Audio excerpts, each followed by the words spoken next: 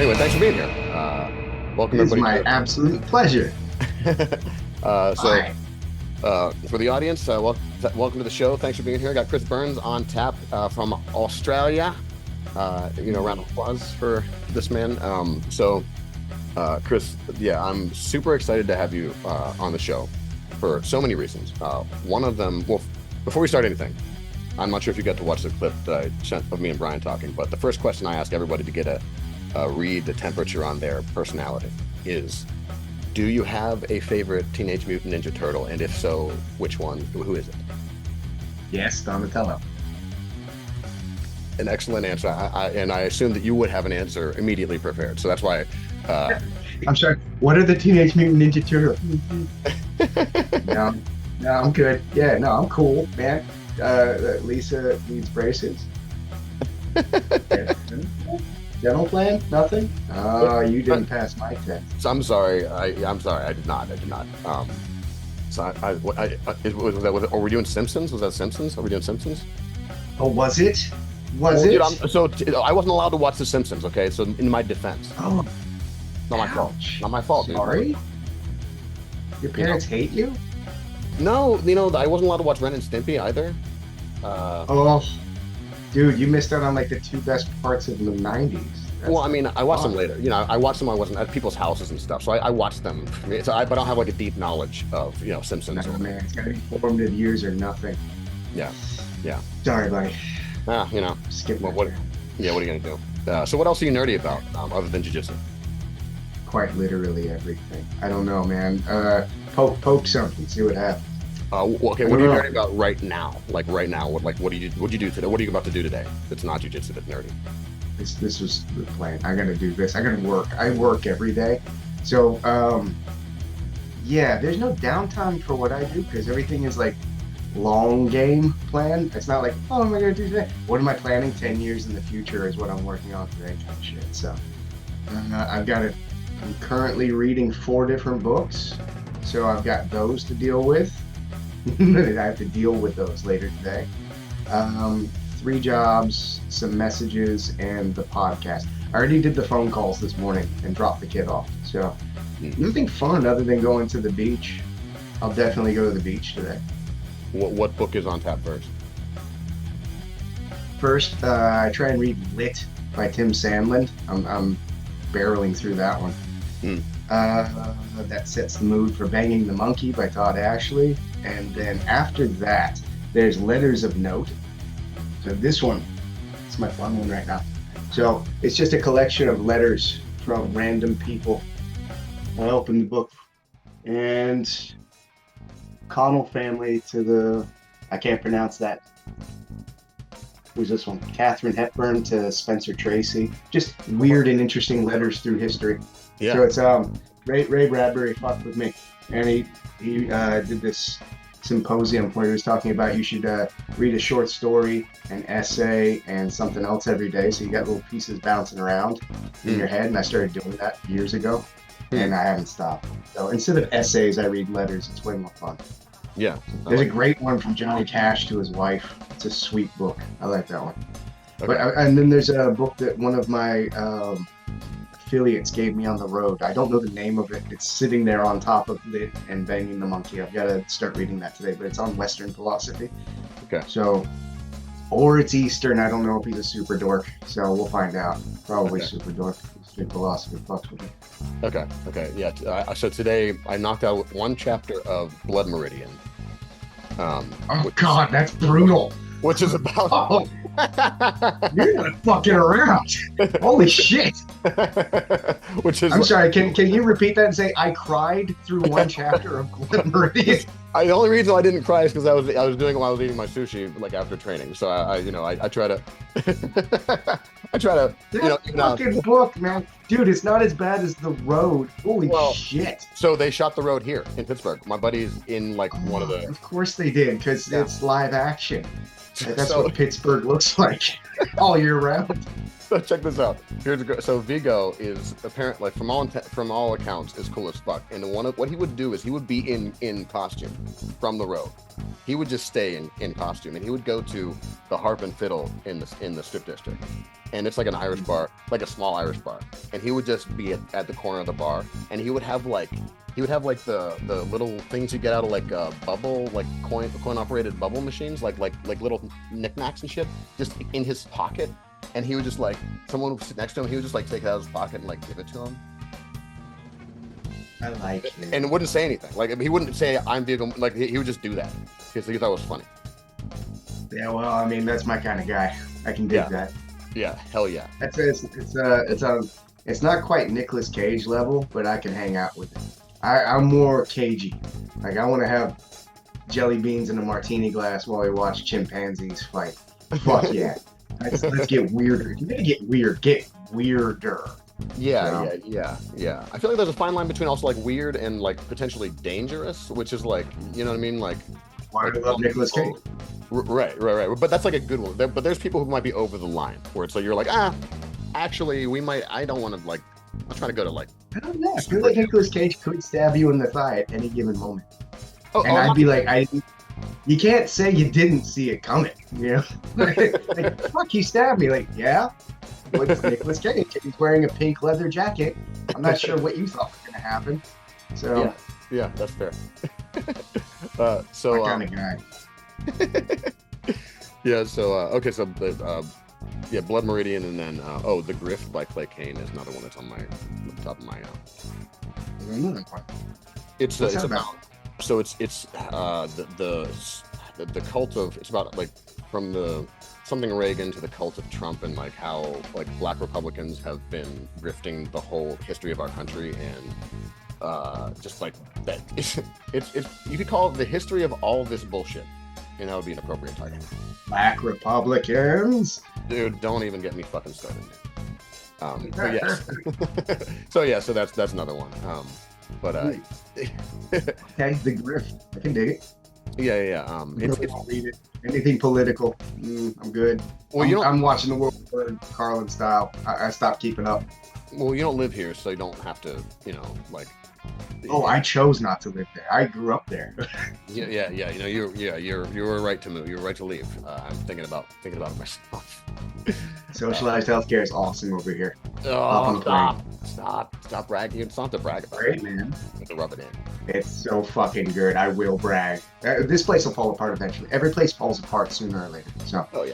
But we've got a lot more space to hide over here when shit starts falling apart. So I'll be moving inlandish. Yeah. Okay, so one reason I wanted to have you on the show was to commiserate with all of the ridiculous internet comments on jiu-jitsu videos from people who clearly don't know what they're looking at. I think earlier today, I was like, I checked my Instagram to see if anybody's trying to get a hold of me, and so stuff I've interacted with will just pop up. So like one of the videos you guys made was first, and there was some fucking comment. Actually, I don't usually have my phone, but I'm not gonna say who it is, but I'll read the comment if I can find it. It was just I can't like. Is it gonna hurt my feelings? Did they say something about my belt not being tied correctly? Dude, hold on. It was fucking ridiculous. And I felt compelled to respond to this. There we go. Oh, you responded to a comment? Well, I commented on the comment. Dude, well, like it's sometimes you got to do what you got to do. And I barely use this for this purpose, right? But I also did it knowing that I was going to talk to you about this right now. Like, so it was sort of a trap. I'm not sure if I can find it. About bad comments, like rude comments on the internet? No, it was something like that's not going to work, or just like that, the sort of thing where it's like, okay, someone who does jiu-jitsu, right? But someone who doesn't know what they're looking at, especially as far as the invisible aspect of things go. And we can't look at that. But so, I'm assuming you don't look at the comments mostly, right? I think so, yeah. So like, all right, so I've got a standing thing. Like if I see an avatar that I recognize. Like I try and keep the happiness going. Like I hit love on anything that like somebody that I like hits love on. So it's kind of like this. There's no reciprocity. Well, very little reciprocity in the lineage that I'm under. It's mostly like people hating people for doing good. So, like any point in time that you can share someone's stuff or like show appreciation, I try. I want to be positive. I don't want to tear anything down or make fun of anybody to build my name up, because there's like a whole subculture that's been created of like shitting on things to get seen. And I don't want to be a part of that. I will shit on things in general, but I'm not going to go like, this guy's a douche. Look at me. Like, I can't. Oh, fuck, that's gay. That's like, and not a good gay, not like John Waters gay. That's like gay. That's fucked, man. So I try and be a positive influence and help people rather than tear them down. So anytime I see a comment that's like that long, you know it's a book. And if you had the time to write a book, probably not good. Either it's like a really like blowing smoke up my ass comment, which I don't need, or I'd fuck your mom to death. Like, okay, either way, I didn't need either of those. But if you see like a bunch of emojis and a thumbs up, I'm like, boop. I'm just gonna go ahead and like that one. Yeah, no, I try not to read fucking anything. The first couple of months of doing the internet thing, I made a big decision. I was like, ooh. A friend of mine told me either you read every one of those comments or you read none of them. That's the only way to survive. And I was like, I don't know that first part would have worked. I don't know why you would say that. I don't think anyone out there reads all of the comments. But it's a fucking nightmare shit show of people pretending that they know what they're doing. Or, I don't know, there's also qualifiers. You ever read those ones like, as a 75-year-old black belt father of 12, I can attest that everything you said is correct. Therefore, I am correct as well. And I'm like, did I just read? I got shit to do. I need to not look at. Anyways, no, I don't read the comments. I try fucking not to. Yeah. I mean, so I can actually answer your how would you read all the comments is whenever no one watches your video, so you only have one comment every here and there. So I can say I do read all the comments because. I can't even look at my messages anymore. Sheila fucking ruined my life. Instagram used to be like, I'd get like Messenger and Instagram messages and I could keep a track of things. And now it's like sales shit. And like, I click the link to follow the thing and thank you for blah, blah, blah. I don't own anything. And I love that people send me messages thinking that I read them. That's not me. Also, that profile is not me. So when you send a message like, ooh, it's a shot in the dark. If I recognize your avatar, I might catch you. But holy fuck, man. Yeah. You're helping the algorithm. I think that's another thing that has to be stated, that all of the bad comments are good. So every time you make like a shitty comment and then somebody hits like, I looked at a shitty comment one time and I was like, oh, that was rude. And then it had 11 likes and I was like, wait. One person, that's enough. But who's the 11 people that are following me to hit like on someone not liking me? And I looked at it, and it's all bots with OnlyFans links. It's fucking weird. It's all algorithm shit. So whatever they're doing, thank you. Because more people are looking and buying my products. So please feel free to shit on me publicly. I guess I'm not sure people are smart. I'm pretty sure people are very dumb. Yeah. I'm on board with that for sure. Speaking of like doing your lineage and stuff, and I won't harp too much on that, but like the reason like my jiu-jitsu comes from literally watching when I first started watching Rickson do a Tokyo seminar. And so what I only thought about why this was so awesome later is because he had the translator with him. I forget the guy's name, but he was like one of the more famous Japanese black belts. Nakamasa Watabe. Yeah, probably. Yes. So the thing that made it good was Rickson had to take he had to think about each sentence really carefully and then allow the translation. And so it gives like, it gave me like time to think about exactly what he was saying. And it was the whole point of the seminar was him teaching the teachers and the students what Jiu-Jitsu is. And you may have been to the seminar or seen him do it before, but like he explained base, connection, strategy, and breathing. And those are the 4 things. Like, and that was it. He didn't show techniques or anything. And like, there was a bunch of stupid comments and everything, but I've watched this video like several times a year. Every year I've done. You read the comments? Jesus. Well, that's my. There's probably someone saying they could beat up Hickson. But like, literally, my understanding of Jiu-Jitsu comes from that video and just him explaining exactly what Jiu-Jitsu. Like, it is not like a set of moves, but it's like how we move, rather. Right. So like, I'd love to hear you. Do you have like a personal, like, philosophical take on like how Jiu-Jitsu is for you? Yes. So it's the constant search for efficiency. It's not a culmination of moves held together with athleticism. And this is where most of the shitty comments come from on my thing, because I shit on the sport of jiu-jitsu because it's dumb.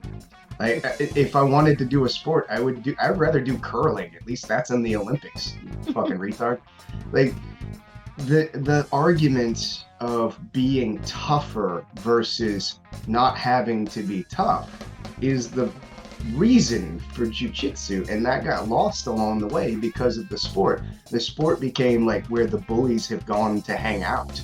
Like, it's honestly become the literal opposite of why it was created. And you've got people shitting on anything with the word Gracie in it because it's an easy target. It's fish in a barrel. Like, everyone hates the Gracies. Like, oh fuck, your hobby is very small. Most people don't even know what that name means. So for me, long story short, because I have to do it like almost every podcast, I started in the sport of jiu-jitsu being told I was learning self-defense, and I wasn't. And there was a Gracie name on the door, and I never learned anything to do with self-defense. I learned how to scramble for submissions and do a bunch of chin-ups. Like, you got to get stronger to achieve your goals. I'm like, man, everything I've read about this is not that. I feel like I'm doing something wrong. But I got sucked in because, like, gamification's awesome, and I love tapping people out and feeling like I was, like, progressing in some way. And every time I get injured, I'm like, well, fuck you, I can do that again, like Tom and Jerry. Like, fuck it, let's die. I'll do it again and again and again. Mm-hmm. So for over a decade, I was not learning jiu-jitsu. I was learning submissions while scrambling for submissions. I would like to just call it submission grappling, because honestly, it's not fucking jiu-jitsu in my eyes. Sure. People get mad at me about that. That's my hobby. I own jiu-jitsu. Like, okay. Yeah. You go do that version of jiu-jitsu. Because we used to have like clans of different martial arts that would hide their tricks from each other. Like, that's the same now, because you got competition teams hiding their competition moves against the other competition moves, but now you can't because there's the internet and everybody cross-trains and we're all ecologically fucking banging each other. It's all this shit show. It's a shit show. And I don't want to be a part of this shit show anymore. It was a decade of constantly getting injured to prove that I'm tough. And then I found Hickson's Jiu-Jitsu through one of his son's students. And I pursued that relentlessly for over a decade. So I did one for the first half and the other for the other half. So you've got the first half guys that are mad at me for not liking their stupid hobby. And then the other half are mad at me because I wasn't there the whole time. So I'm stuck in the middle of like, the guys that I respect are like, hey, fuck you, man, we worked hard to be here. And the guys over here that I don't respect are like, fuck you, I can still kill you. But it's a good thing I like punk rock. I was made for this one. So I'm kind of okay with people not liking me. So having said all that, where my jiu-jitsu comes from, I train at a competition school, and so like I feel, I mean, like that's one of the reasons why I wanted to have you on the show is like I feel like everything you just said is exactly how I feel like all the time. And so, but the satisfying thing is that like having like that much energy available to like kind of test the kind of jiu-jitsu we're talking about against that makes it great. Like I love that. It's like the longer they want to do that. I can't stress this enough, and this is what I have to tell people all the time. Like, because I get inundated with messages, and like Sheila reads me the same question over and over again, like, I'm stuck at a sports school. That's how people start these messages to me. I'm stuck at a sports school. Because there's not a lot of actual jiu-jitsu schools. That's hard to come by. And just because you throw on a pair of gloves doesn't mean you're actually doing jiu-jitsu. You're just scrambling for submissions while getting punched. So I want to fix that. Rickson wants to fix that. A lot of us want to fix that, and we're working on it. So just bear with me. Hopefully there's going to be some kind of unified version of what we're doing with multiple instructors. They're going to be achieving a goal together. You're just going to have to give us a little bit of time on that. But as far as like, what do I do at a sports school? Like, you can still practice the ideas that I've released to the public, which are the foundation of Rickson's Jiu-Jitsu. Your job is distance management, building frames, and not, like, you don't just get crushed and you don't invert for no fucking reason just because you saw a cool move on the internet. You're gonna slip a disc, and like, I love that argument, by the way, where I said like you keep your spine straight so you don't get stacked and then vertebrae. And then somebody argued that like, yeah, but you're supposed to go to the gym at 3 a.m. and do curly jips all day long so that you don't injure yourself. Glass back propaganda. Like, I'm pretty sure that you're the dumb one. I get it. You're selling a product, and that product is strength and conditioning, but you're not supposed to have strength and conditioning holding yourself together. It's part of a thing. It's not the whole thing. So the idea of someone being stuck at a sports school isn't a bad thing, because you're surrounded by people that are trying to learn and grow and not be douches, hopefully, or you're at a really shitty school filled with douches. Not my school, I can't yell at you. So you can use all of the ideas that I'm presenting to the world about, like, okay, maybe this week you just stand up again. You know, you're not supposed to be on the ground. How about you get to a dominant space where you can guard yourself and use the guard to stand back up? And then you go again. Call that a tap. You stood up and you disengaged. That's a tap. Good work. You win, white belt. The black belt's scrambling to do a berimbolo when you stand up. Like, fuck, dude, that's a win. If you wanted to get good at stuff, like, practice the idea of, like, don't let them touch your shoulders, don't let them touch your neck. That's a safe way of saying don't let them touch your face. So anytime somebody can grab your collar, I think you fucked up, man. They shouldn't be grabbing your collar. Your collar is your neck. Your collar is your shoulders. If they can get to that, you're not managing the middle. Like, you're not controlling this. You're dealing with this. So practice certain ways of looking at your jiu-jitsu to make it useful for anything other than the sport. Now, everything that I just said is very useful for the sport, whether you like it or not. And I did a podcast one time with a sport guy, and the sport guy was like, joke's on you, some of us love you. I was like, you guys are cunts. I don't want you to love me. I'm kidding. I got a lot of friends that do the sporty jiu-jitsu, and like, they have to hide that they're friends with me now because all of their friends hate me. Can't win. Dude, I get it. I make fun of, you know, the sports stuff a lot, especially like to the sport guys in the school. Like, we have a good time. But it's pretty stupid. It's pretty fucking stupid sometimes. So anytime someone asks me in class, like, oh, can we look at this like leg thing? I'm like, okay, so because I said I would take requests, I will do that. But with the asterisk before we start, this is dumb. But so let me run this. So my prime directive in class. Let me see what your thoughts are. The prime directive is, whoever is the least tired at the end wins. Maybe. I don't know, man. You got to put specific parameters on this, because sometimes, like, you can push your boundaries by getting super tired and still being able to function while super tired. I like that idea. Okay. So I do understand what you're saying, like the idea of preserving your gas tank. I would say tightening the boundaries on how you spar is going to give you a better indicator of how you're going to deal with things later. Because if I do like sport jiu-jitsu and I do rounds, like 6-minute rounds, 7-minute rounds versus sport jiu-jitsu, no time limit. Like, we're just sparring and there's no time limit and there's no striking. There's no version of me that's not going to be tired. I can preserve my gas tank for as long as I can, and I can go like marathon runner style because of breathing style and tactics. But I don't think that should be the main thing. It's like, I'm not tired. Ha! So it's like, I can lay completely still and do nothing because you can't punch me. That's like one of those things where you see the fat guy in competition lays down, and they're like, "Oh, I just don't know how to deal with his guard." Like, this is the worst fucking hobby. This is the stupidest hobby. So to fully agree with what you're saying, on Friday, like every Friday, me, my coach and I roll for an hour without stopping, and we're both trying to win. So exactly what you're saying is like it's not, we're doing jujitsu for an hour, so that by the end of it, you have nothing left but jujitsu. Yeah, all right. So back in my day, we used to do heavy warm-ups, and then we would do comp rounds. By the time we were done with the warm-ups, the comp rounds just relied on nothing but actual jiu-jitsu and strategy. Sure. Which, like, as bare minimum as I was taught back then, it was good. And now, like, when I do Shark Tank with my students, like, the person that keeps winning stays in the whole time. And then if you lose, like, you're losing on that line, and you're getting better because you're losing, and you're getting better because you're fucking still going the entire time. So that's a very good way to start to introduce sparring without time limits and parameters, because I love the way that Hadra does it, where it's like, okay, you control crossbody, you escape crossbody. That's it. No submissions. Fuck you, man. If you lose it, start again. If you lose it, start again. I love that.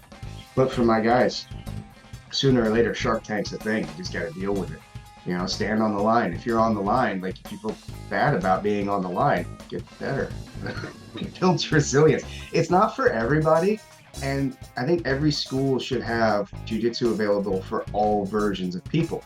Not everybody wants to be a champion. Nobody really cares about Shark Tank. Maybe they're like parking spots running out. They want to go home and have dinner. Like, they just wanted to get out of headlocks. Yeah. You should be able to help everyone, not just like only the guys that are going to give us medals and more students, or only the white belt attrition rate who's just going to come and go and keep feeding the cycle. You got to have a middle ground between those two. Yeah. Yeah. And also, if I keep looking over here, this is where you are on this is my screen, so I'm looking at you when I'm not like looking at something else. I'm easy. Straight eye contact fucks with me. I'll wait. Yeah. So Rat. do you have like a particular like, if someone asks you to teach a seminar and you have like a one-off and you want to like kind of get the best of the material out there, what do you usually, just overview? You don't have to like detail it. I'm really good at presenting the boring stuff with dick jokes, so I like to do that. So the stuff that nobody wants to do, I blame Bill Hicks and Lenny Bruce for my informative years outside of The Simpsons and Teenage Mutant Ninja Turtles. I always admired the idea of telling the truth with a little bit of humor, and that works well for me. Like I've been aura farming a specific brand for 43 years. I literally teach this way. I talk this way. This is me. And when I started doing the thing on the internet was like, oh my God, he's not standing there with his white gi yelling at us and telling us we're not good enough for him. Like, something fucked with me about that, like, because there's a lot of people that want to represent Gracie Jiu-Jitsu by acting like they're better than you. And I don't like that at all. And thankfully, like, I wasn't treated like that by Hickson. Hickson, like, looked at me and was like, I can deal with him. And he's been dealing with me ever since. So for me, the ability to present to you the important aspects of jiu-jitsu, it's easier when I put a little sugar with the medicine. So if I'm telling dick jokes and I'm making you laugh while I teach you how to do a forward roll like a goddamn adult, I'm doing the service whether anybody else thinks it or not, because I know there's people out there in that lineage that are mad at me for being the dog at the back door that got in. Like, I'm doing my best to make sure that other people don't constantly hurt themselves trying to learn how to defend themselves, because that's what happened to me for 10 fucking years. I was a bag of injuries for no reason whatsoever because I wanted to learn how to defend myself, and I got lied to constantly and then made fun of for wanting to learn old man jiu-jitsu, because no one's gonna attack you with a rear Nelson or full Nelson or a headlock. No, it'll never happen in the sport. just surrounded by bully douchebags constantly. And then like I think the final straw for me was having my childhood hero make fun of me for wanting to do this. I was like, oh, I have no one else to even try and impress. It's over. I'm just gonna go yell at the world now. So it's his fault that this is all happening. Yeah. When I do a seminar, the first thing I want to do is teach you how to stay safe during the seminar. I'm not going to show you 30 submissions and then grab an iPad and show you a highlight reel of me sparring. Like, something about that annoys the living fuck out of me. Like, I've done seminars where people have done that. Like, hey, have you guys seen the last competition? Have a look at what I do. I paid money to sit here and watch your iPad. Something about that fucked with me. Yeah. So, I want... for the last seminar that I did, there's a group, there's no announcement here. I'm just saying that there's a large group of, that's not a large, a very small group. It's a small group of people that are having the exact same goal to preserve and refine and share Rickson's Jiu-Jitsu.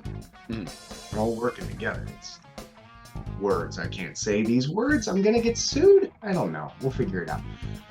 Hopefully by the time this comes out, an announcement is made. All right. Probably fired. The idea of invisible jiu-jitsu being presented a very specific way so that you understand the language that we use. Like when I say leverage, I mean this. When I say base, I mean this. When I say distance management, timing, middle.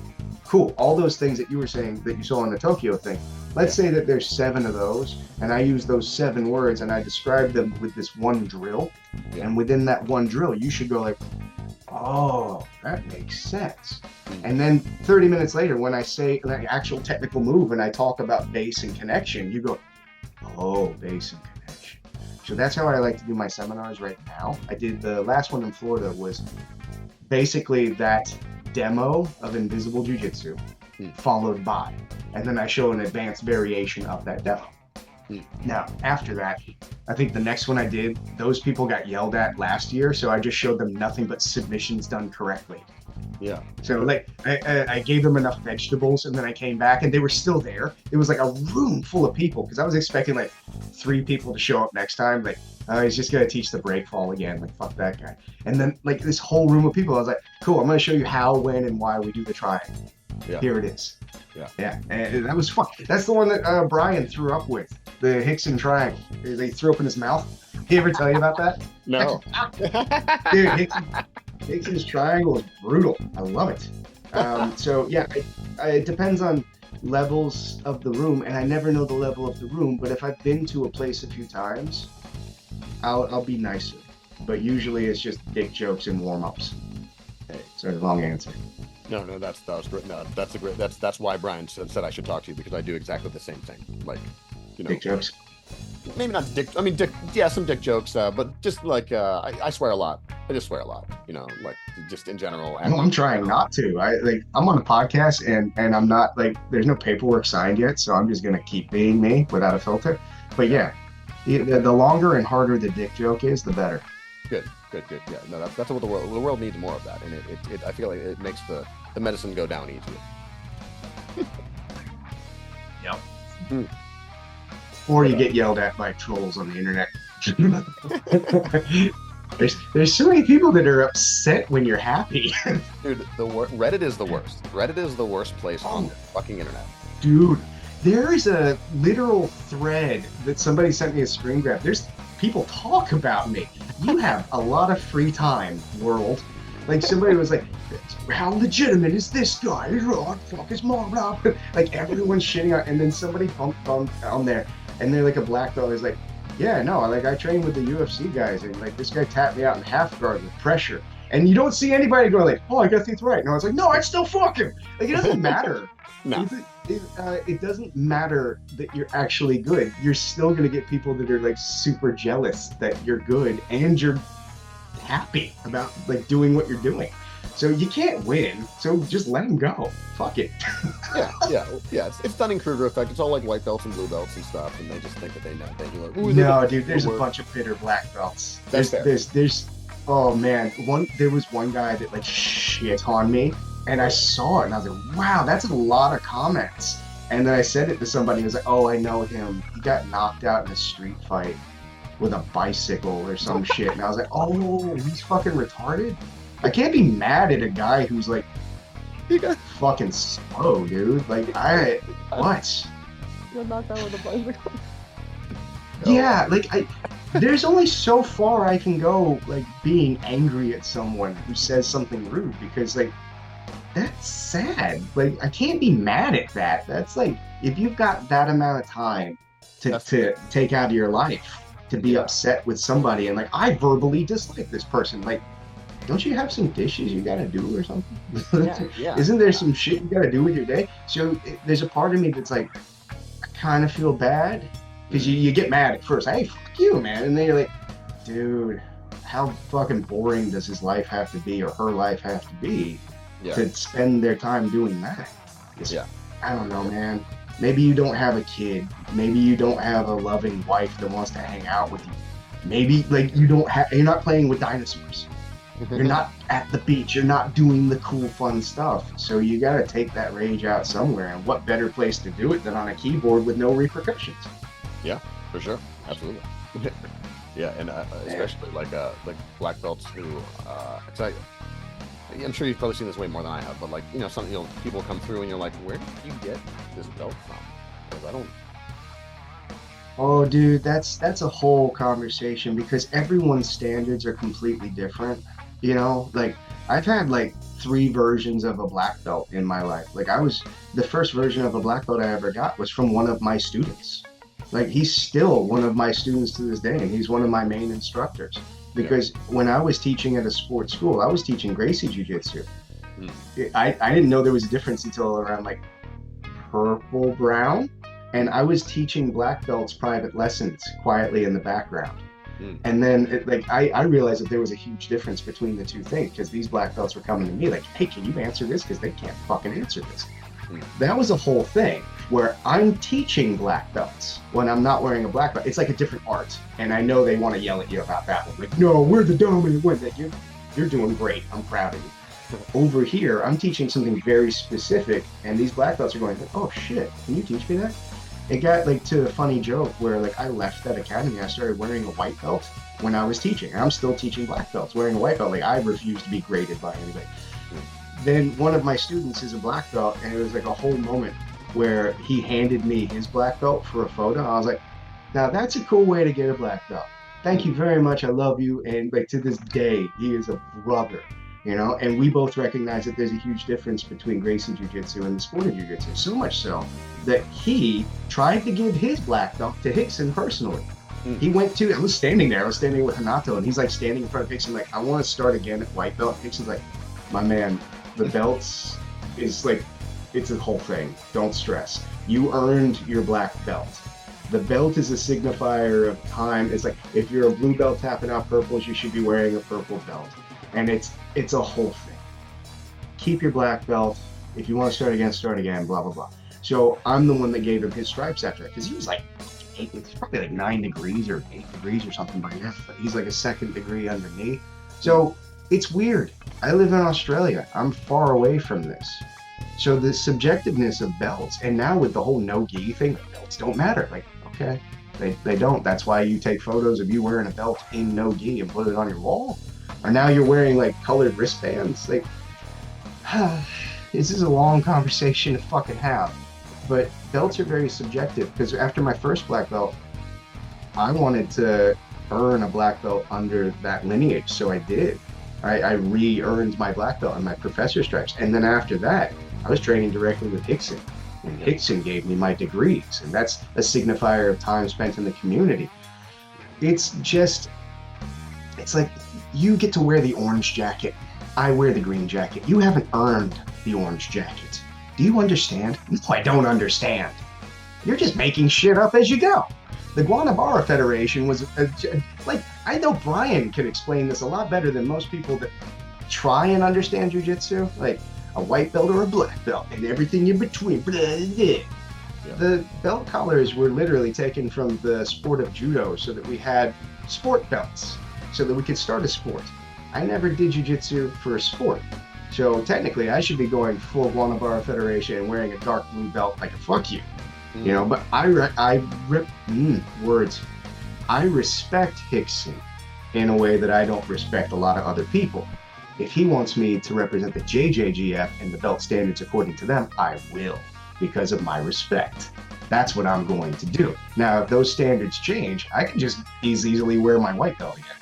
Like, I'm accomplished. I'm happy.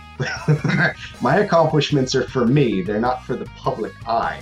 So all the belts that are in a box somewhere, by the way, I don't know what happened to them. They got lost in the mail. They're pieces of cloth. You can't take that away. Like, they're in here.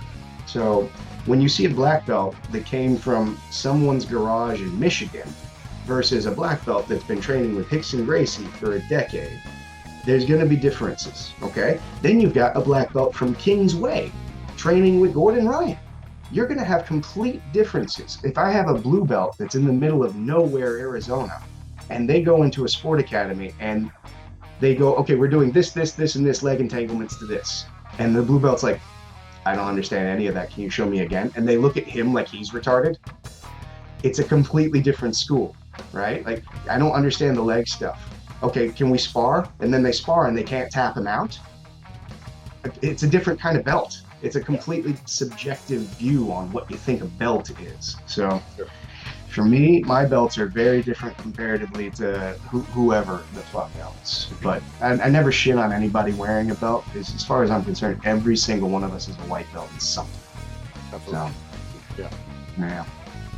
So as far as like technique goes, I've always visualized like if there were such a thing as like someone who had perfect technique, if you could have like a, you know, those robots, those like modern robots, like the Asimo ones, they could do flips and shit. You know those robots we have now. Oh yeah. Yeah, the creepy Skynet ones. Yeah. So like, yeah, exactly. So like, it's like if one of those was sensitive enough, like it could always just come towards you and like adjust exactly how it needed to, so that it would never feel like it was pressing on you, but you would just be sort of folded down, you know, with like an inexorable force just by its perfection of the angles. And I feel like that's exactly what how I want my jiu-jitsu to feel. And I've never rolled with anybody like you or anybody Rickson people or Rickson. So like, is that what it feels like? Yeah, I was gonna say you're kind of describing Rickson. So I just posted a little reel from one of my affiliates in Reno, and somebody was asking what it's like to roll with Rickson, and he said it's like no. I was like, that's the perfect answer, because everything you do, you are met with like this wall of no.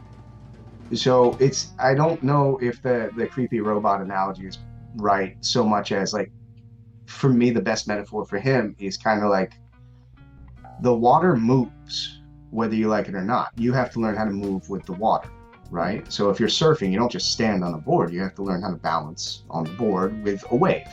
When I am with a person, I'm not trying to make something happen so much as I'm feeling what it's doing and going with it. And then I take the logical progression. So what gets lost about a lot of jiu-jitsu is that people think there's a logical progression to something cool and inverted when it should have just been a kimura. It didn't have to be like the super hyper flip-a-duke kimura, like the cool version. Like it just had to be the correct version, the correct time. Done. It's over. It's done. So with Rickson, it's less about he's got 4,000 cool moves, and it's more like he's funneling you towards two options, and they're both fucked. Yeah. Like there's no like, yay, I get to do the thing. There's a great story, man. I'll tell it because I don't know if I tell it publicly, but Rickson was doing a seminar, and it was at one of his guys' place, and they're all black belts, like all high-level black belts. And he had the like in that room. He's like, all right, we're gonna do the cross choke, and all the black belts got like fucking salty about it, like, oh, I already know how to do a cross choke. Obviously, they haven't done a seminar with Rickson, so I don't know what wall black belts that was. Because if that guy told me he was going to read the phone book, I'm like, cool, man, let's go. Fuck it. Show me how to read the phone book, Tiger. Yeah. He's Captain fucking efficiency. Like, he sends messages in pure emoji form, and then when you actually look at the emojis, like, he chose those emojis. There's a baby next to a lion, and there's like a whole thing happening here where he's being efficient. He's the one that got me into emojis, because I would never do those. Anyways, the line of black belts, he goes, okay, so you're all really good at the cross choke. everybody line up. Starting underneath the mount, don't let me cross choke you. And he cross choked like 20 of them in a row, back to back. But no, he's not good. He'd be a high level purple belt these days. He cross choked them because he walks you into the submission, whether you like it or not. And the cool part is, the guy who ran the seminar, he's the last one. He goes out there and he gives him the armbar. He's like, all right, man, so like I'm doing this. I'm gonna feed him the armbar. He's gonna go for the armbar. I'm gonna get out of the cross choke. And he's like holding the cross choke. He like leans in and whispers in his ear, he's like,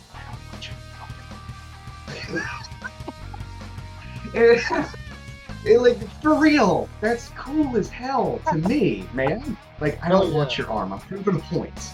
And the point, and then everyone shut up and learn how to do the cross choke like an adult. So like he's funneling you in this way, and I can only dream of being that good one day, you know, because as it stands, like yeah, I can do that kind of stuff, but fuck man, I'm not Rickson in his prime. I'll never be Rickson in his prime. I'm past my prime and I'm Chris, so like I'll probably just stab you in an alley. I like how jiu-jitsu guys pretend that they're really fucking tough and they don't know how easy it is to die for some reason. Like I don't think you've been around enough dead people. Fuck man, it's a whole thing. I get it. It's a great hobby. You're in the manosphere and I'm proud of you. Like you're a high value male and all the women want you. Dude. Is it? That's the whole thing, man. Like I know 80% of jiu-jitsu is those guys. I know. This used to be for guys like me. Oh God, I was so proud. Like I would walk in, I'd be like, oh man, I walked in one day. I was at a class and I'm standing there. I've got like Fiona Apple in my headphones and I'm like coming in with my books and I'm like I'm happy. I had a cup of tea. We're gonna. Have you heard her do the fucking Lord of the Rings thing? Have you heard her do the Mordor? Dude, she does the Mordor chant. Fiona Apple does the Mordor chant. Yeah. Oh, okay, cool. She lost me at the weird dolphin noises on the last album. Like I know she's just getting loose, man, and I dig it. She's doing a Nina Simone, but that's a little too much for me. I need those first 4 albums. I'm good. Yeah, that's fair. Sorry. I'm too old for your experimental phase, Fiona. Also, eat a sandwich. I'm genuinely scared. I love that woman so much. Yeah. She's got so many, I'm not saying anything rude about physical nature, but holy shit, man. I want to, like, comb her hair and give her a sandwich and love her. You know, like my wife does too. Like, we will adopt the shit out of her. Oh, yeah. Anyways, sorry. Yeah, and one day I walked in and it was like, a bunch of dudes being dudes and making fun of other dudes for not being a dude. And I'm like, that's fucked. Yeah. And then I got to spend more time with the women in the class because we only had like 2 women in the class. It was rough back in the day. But yeah, no, jiu-jitsu's kind of been taken over by a bunch of like Andrew Tate's kind of bully men genre of dorks. Yeah, I know. I don't want to be a part of that anymore. I want to try and bring back jiu-jitsu for self-defense and for people that don't want to bully people, that want to help other people. Yeah, you know? Yeah. Well, dude, I have this as a rash guard. Like so. Oh, look at you being a normal, nice person. Well, so one of the biggest compliments to me is whenever one of the women at the school comes up to me during an open match, like, "Hey, do you want to roll?" I'm like, "Thank you. You trust me to do this with you." That is. Like the biggest compliment, and actually, I'm sorry, that's the second. The biggest compliment I ever got was I was rolling with one of the ladies, and she was like, "Wow, your hair smells really nice." Mine smells like coconut and pee. So. Mine's mostly coconut. My son said that. Like, your hair smells like coconut and piss. I'm like, thanks, son. Yeah. Well, that's a solid compliment. And please leave this up the entire time because it will upset somebody that I want to upset. Dude, absolutely. Dude, please, my pleasure. I have it for a reason. Anytime that I can upset anybody, I'm down. Oh, good for you. Yeah, no, it's this weird culture that's been brewing, and it's sad and it's creepy, you know, because I understand that like the world changes and it changes before you even notice that it changed.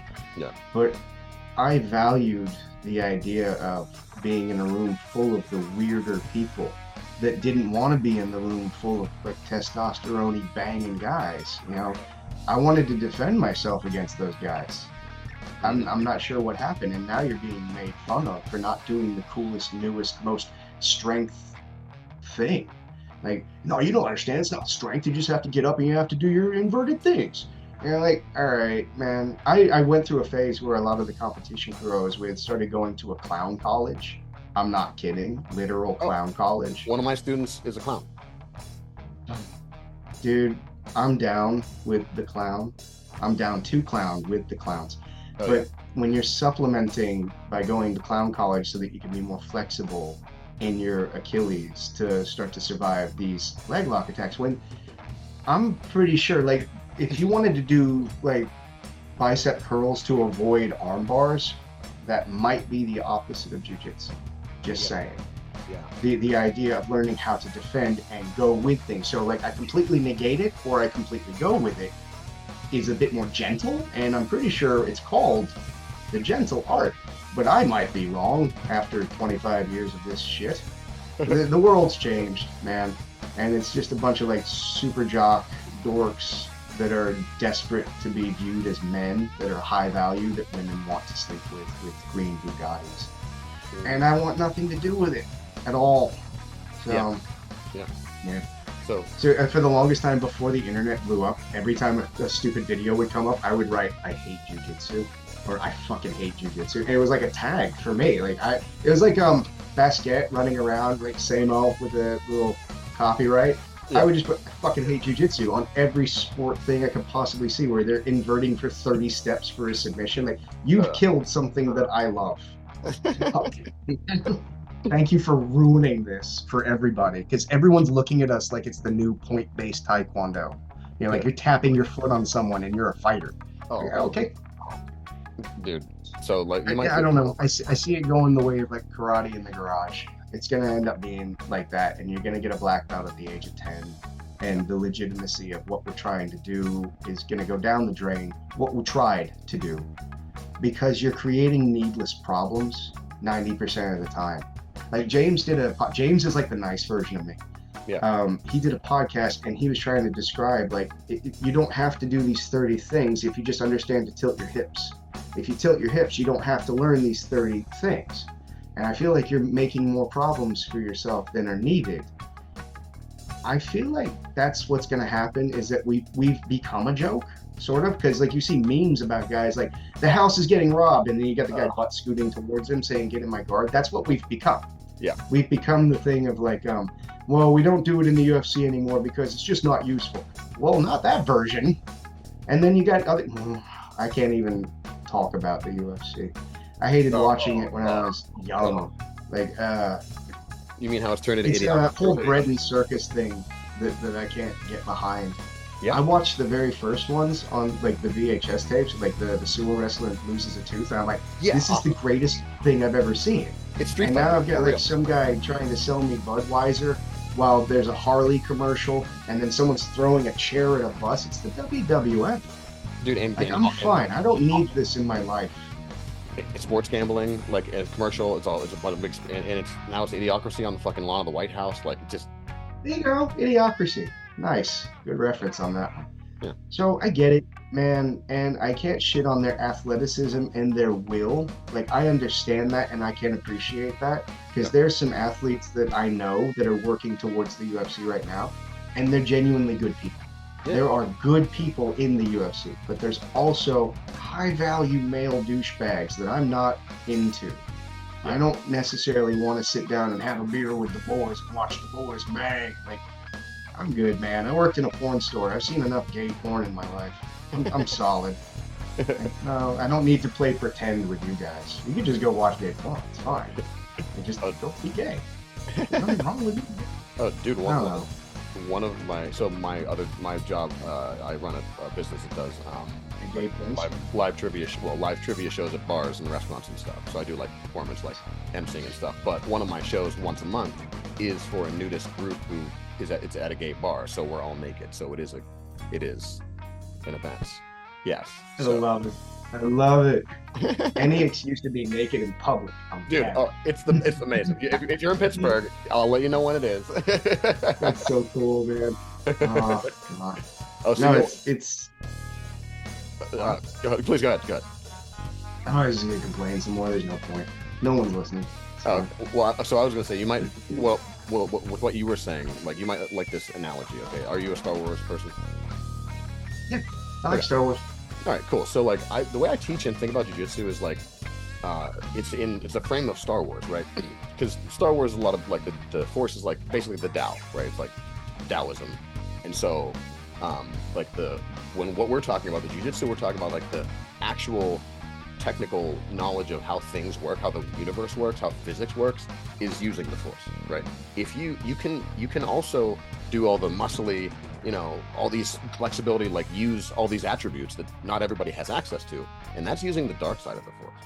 Because if you're using the dark side of the Force, it is disagree. It is like none of these things you can, like strength, you can do that, you can win that way, but you can't keep it up. It's gonna eat you from the inside eventually. So like if you do what we're talking about, the Rickson way, then you can basically should be able to do it for much longer or potentially forever. So like Yoda is a good example. Like I genuinely respect your view on this, but I have to disagree.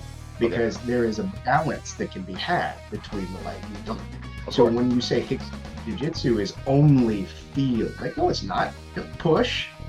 Like I feel like Rickson is this nebulous thing where people don't quite understand what's going on. Like you give 50% of yourself to take 100. That's a great metaphor that makes sense. I'm not going to push really hard to do a thing. I'm going to push just enough to take what you give. So if I can't push, I can only take. And if I can only take, I'm not going to be at my full potential. So there's a version of running up the stairs at dawn, to get your gas tank up and running. There's a version of doing push-ups and squats and animal movements where your body is becoming acclimated to being physical. And I'm very much, stellar, ew. Like the idea of exercising this as well as this is important to me. Yeah. Like I think that you should try to reach the highest level of your body's capabilities before you die, because it's all downhill, right? So saying that it's the dark side, I disagree. But I get what you're saying, so I kind of agree. The idea of me just thumping my way through things, that's not the martial arts, But there is a part of it that's commendable, that you got up at the butt crack of dawn and you ate 40 bananas and you started kicking a tree. Yeah. Like the discipline right there, I give you a bow. I give you a head, like, fuck yeah, man. Time. Yeah, go get him, man. There's a difference between Fiona Apple and Henry Rollins, but they're both doing the same thing. They're laying their soul bare on stage. That one's not doing chin-ups. She's barely eating a sandwich. This one's doing a lot of chin-ups. Fuck you, kill me. There's a level. If you can find the balance between the two, I think that's what we're supposed to be doing, is trying to find the balance of laying the soul bare, right? And not to get too metaphor-y on this, but both of them are correct, and they're both doing the same thing in one lane, right? Right. I think if you are like a champion and you are a competitor, there's a way to use jiu-jitsu that supplements your strength and your conditioning and your hard training that you put in, right? There's also a version of jiu-jitsu that is a gentle and giving way. So finding the balance between the two is very important. When you hit that pinnacle of like, okay, my legs don't work today, but my arm works, that's you finding efficiency within a dilemma. And I respect the shit out of that in a way that I don't respect doing curly jeffs all day so that I can do barrel rolls. Like, I get it, and I'll give you the nod. Like, you put a lot of effort in. Like, dude, I know a kid that built a really big Lego tower. Cool. I think he's happier with his Lego tower than you with all your injuries. And I don't know. I'm not normal. I don't get it. I didn't want to be on the football team. I was too busy reading books under the bleachers. Well, I think what you're describing, like the balance is kind of like that is the whole conflict of like the flow of the force, like the light and the dark, right? So like if you and I are doing jiu-jitsu, like we can't just both like perfect jiu-jitsu would be like if we just didn't do anything, we just stood it beyond where either of us could reach each other, right? Like, so we're perfectly safe. It seems like a solid fight to me because nobody listens. Exactly. We would be perfectly safe. We're both doing perfect jiu-jitsu, but like we have to engage in some way. So there's a balance between like how much. Yeah. But So I don't disagree with what you're saying at all. Like you're right. Like the perfect fight is the one that you didn't have to fight. Like, yeah, but I like fighting. Right. So, yeah, so we got to do something. Yeah, for sure. No, I'm with you. I get it. And I dig the metaphor of the light and the dark side. It's just I don't know. Where did the lightsabers come in? Well, also, when do I have to kill children? well, that's going way too far. How else am I going to get a medal? Just Exactly. kill a couple of kids and boom, my wall is filled and I'm a goat. Oh wow, or that, or all the all the resources we can talk about this sort of thing all day. The world's getting dark out there, man. Oh, well, it sure is, isn't it? Well, Atlanta was doing the joke before anybody else. So. Oh, dude, that's. Did you ever watch Atlanta? Yeah. Oh, yeah. I was gonna say, every time I hear the name of the show, I just see the fucking the Michael Jackson, like not, he's not Michael Jackson, but he is Michael Jackson, like that character. It just it jump scares me in my brain every time I hear the name of the show. I like the full circle that Michael Jackson, it turns out, was saving children from going to the island, and now people are allowed to love him again. When I think of Atlanta, I think of Zazie Beetz with a baguette. Oh, yeah. I'm happy. Yeah. bring back from the scary place. What a phenomenal show. That has to be one of the best shows I've seen in years. I haven't convinced my wife to watch it yet. She would love it. Because I spent a chunk of time living in Atlanta, and I was living in a storage locker. So, like, there's a part of me that's like, I've lived this. I feel so connected to these characters because I know every one of those characters. I grew up with them. Something very cool about that show. And they also filmed at North Point Mall, where I used to hang out. That's really weird, seeing the place that you spent most of your drug-addled years on film for once, with the carousel and everything. And it's wild. And I took my wife and my son to that mall, and I'm like, they filmed Atlanta here. I used to live in that closet. And it's cool, man. It's stairwell. I used to sleep in the stairwells. It was awesome. Nice. They started giving film credits out in Pittsburgh like probably 10 years ago, or maybe 15 years ago now. And so they shoot a lot of things around here. So now, you watch stuff and you're like, no, that street doesn't connect. Like you watch Batman or something, it's like that street doesn't go that way. No, this is all wrong. Like it's the housing and the lighting looks better on that street. What's wild about Atlanta is that Atlanta was a shit show until I think like Walking Dead, and then they started bringing in profit and money. Like I've got friends that still live in the little tiny apartment complexes, and then they built mansions around them and shit. So that place it's hipster paradise, man. It's gentrified as fuck now, but back in the day it was just like empty lots and sadness. Yeah. But it's cool to see money kind of going into the area, and well, it's cool from afar. I've got friends that live there, and they're like, it's fucked. So yeah, it's weird seeing that kind of stuff happen from afar. But I don't know, two sides to every coin. Somebody's got a job. Somebody's pissed.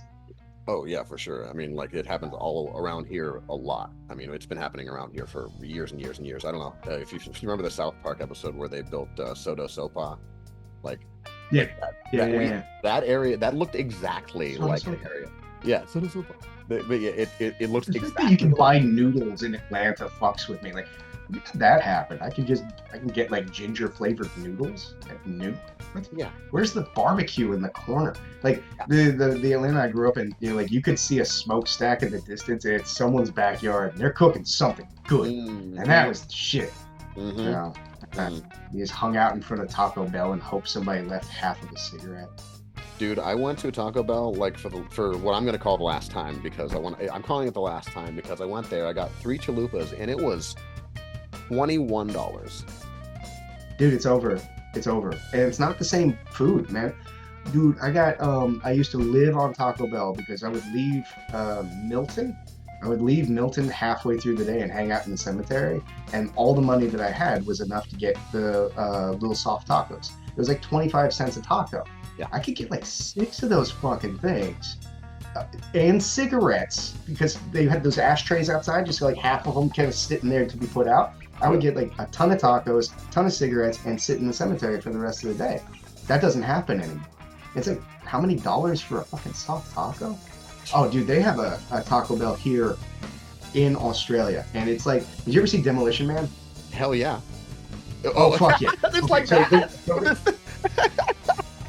there you go. Okay, so that you Like got a real the nice. reference. It's like super nice. Thank you. Yeah, so you go to Taco Bell here, and it's like going to Pizza Hut and Demolition Man. You have to wear a 3-piece suit, and you've got a waiter coming over to hand you a chalupa. It's fucking weird. Man. Well, it's funny you should say Pizza Hut because there are different versions of Demolition Man in which Taco Bell is the restaurant in the movie. Oh, what? Look it up. Is it Taco Bell? It's Taco Bell. It is Taco Bell. Years. I thought it was Pizza Hut. No. There's different versions. There you may have seen both. Like I forget where. Are you shitting me? Because dude, like corporate bullshit, man. It was like there were different deals. So they were like, in this region we do. Yeah, it's wild. I didn't know that. Yeah. Oh, that's cool. That's cool knowledge. Is there any story behind the 3 seashells? Is there like a corporate thing? Like, do we get to see how they work? The only commentary that I think has ever been said to one of the producers or whoever the person doing that was responsible with that was, yeah, we just envision like kind of a lot of scooping. There's a lot of scooping involved. Ew. Fucking. I feel like me and my wife could communicate better if she watched Demolition Man and Atlanta. Like, we'd have so much more to talk about. So many more metaphors. Oh, dude. I mean, like, if anyone I dated knew all the useless like 80s and 90s bullshit that like media, we would never have broken up. Yeah. See, she's my version of classy. She has me doing like actual adult things. I'm like, grown man child. Yeah. But I fall asleep watching Bob's Burgers with her, so she's just advanced. Well, that's what you need. I'm on a hey. That's what you need. That sounds great. Yeah, you gotta have balance. Like, we spend all day inundated with the terrors of the world and how we're all gonna die. Palm tree right there. I'm fine. So I'm trying to completely cut myself off from all social media because it's useless. Let me find the right word for it. It's not useless, but it's fear mongering. You know, I don't need to be told what I'm supposed to be afraid of. That Duncan Trussell, the guy, that quote that he has is brilliant. Like, what was it? There's some poor fucking idiot sitting next to a waterfall somewhere, like with no phone, and he has no idea how angry he's supposed to be right now. Like, I love that. That's what it's like. So I only check my phone 3 times a day now, and I don't read shit. I read the messages for work because I've got, for lack of a better term, staff. I've got people that work with me and for me that tell me where I need to be and what to do. Yeah. Right? They're my bosses. Yeah. So it's like Henry Rollins has Heidi May. Heidi May is like, "You're here at 3:00, jackass." He's like, "Yes, ma'am." Yeah. Like, I get my place. I'm the fucking idiot that's for sale. So I do what they tell me to. I check my messages like 3 times a day. I never look in the mornings anymore. I stare out the window. I hang out with my kid and I read a book. That's how I start my day. And I've noticed that my stress levels have gone way. Right now, Sheila messaging. Goodbye. Sorry, man. Sorry, Sheila. But yeah, dude. Yeah, no, it's intense. All the fucking messages and how bad the world is. If I can just completely ignore that and look out my window and see the sunrise and be like, no, everything's fine. I think this world needs to, like, I get it. I'm going to think locally. Because if I think outside of locally, it becomes a fucking nightmare. You go crazy because you can't help. You can't help anyone, man. And when you do try and help, you don't know if you're actually helping. If I give money to try and help this cause, that money actually went to the pedophiles. Like, I don't know what just happened. I gave $20 to this, and 19 of those dollars went to a bomb. What? It's why everyone goes to the bad place. Fuck that shit, man. No, nice. God, I wonder how many people have watched that. Like, you can't balance this out, man. You can read as much content as you want. Fucked. Yeah. I'd rather be just doing tequila bombs. And I die in a. How does she die in the parking lot? Oh yeah, it's like because she gets hit by to the cart. The grocery cart. Yeah. Gold. One of the greatest shows of all time. Have you read his book? I've not. Okay, so he's got a book called let me think. how to be perfect, and the T is cut off of perfect. How to be perfect. Yeah. And it's a misprint on the cover. So Mr. Sure, he went through basically the same thing I did, but smarter. Like I decided I was going to take philosophy, but I didn't want to pay, so I just started showing up at a university and going to the philosophy courses and never testing. I just learned, and I started reading all the books that they were suggesting. And I'm too dumb for that, so it took me reading books on how to read those books, and I got really frustrated around the time of Heidegger. Like when you have to say being in 30 different ways, I was like, you're just being a douche. So like Western philosophy is like, I've got a soft spot for it. Eastern philosophy, Western philosophy, I have a soft spot for it, but he makes it palatable in that book where he breaks it down in such a way with dick jokes that I highly recommend. Okay. So okay. I'm into that. Yeah. If you get a chance, check out that. Okay, nice. So, what other like if you had to take, like, say you had box sets of like 2 or 3 television shows, you know, on a what are your shows? My actual box sets, or what I wish I. What do you wish you had? Whatever, anything. I don't have anything anymore because it's the future, sir, and we don't have box sets of Okay, shit. some of us collect things, sir. So. Oh, analog dork. Oh, hey, guess what? You know how when the power goes down, the internet's out. You know what I do? I go and turn on a DVD. I'm gonna go hunting, and I'm gonna steal your food, you fuck. The power goes out. I feed squirrels every morning, sir. By hand. I feel like I'd have way more shit to do than watch a movie. Yeah. For me, my favorites that I had the box set of Twin Peaks, and I had a box set of Hitchcock, and a box set of Stanley Kubrick. So, and I'm talking VHS. So my favorite box sets VHS was Kubrick, Hitchcock, and Lynch, and that says a lot.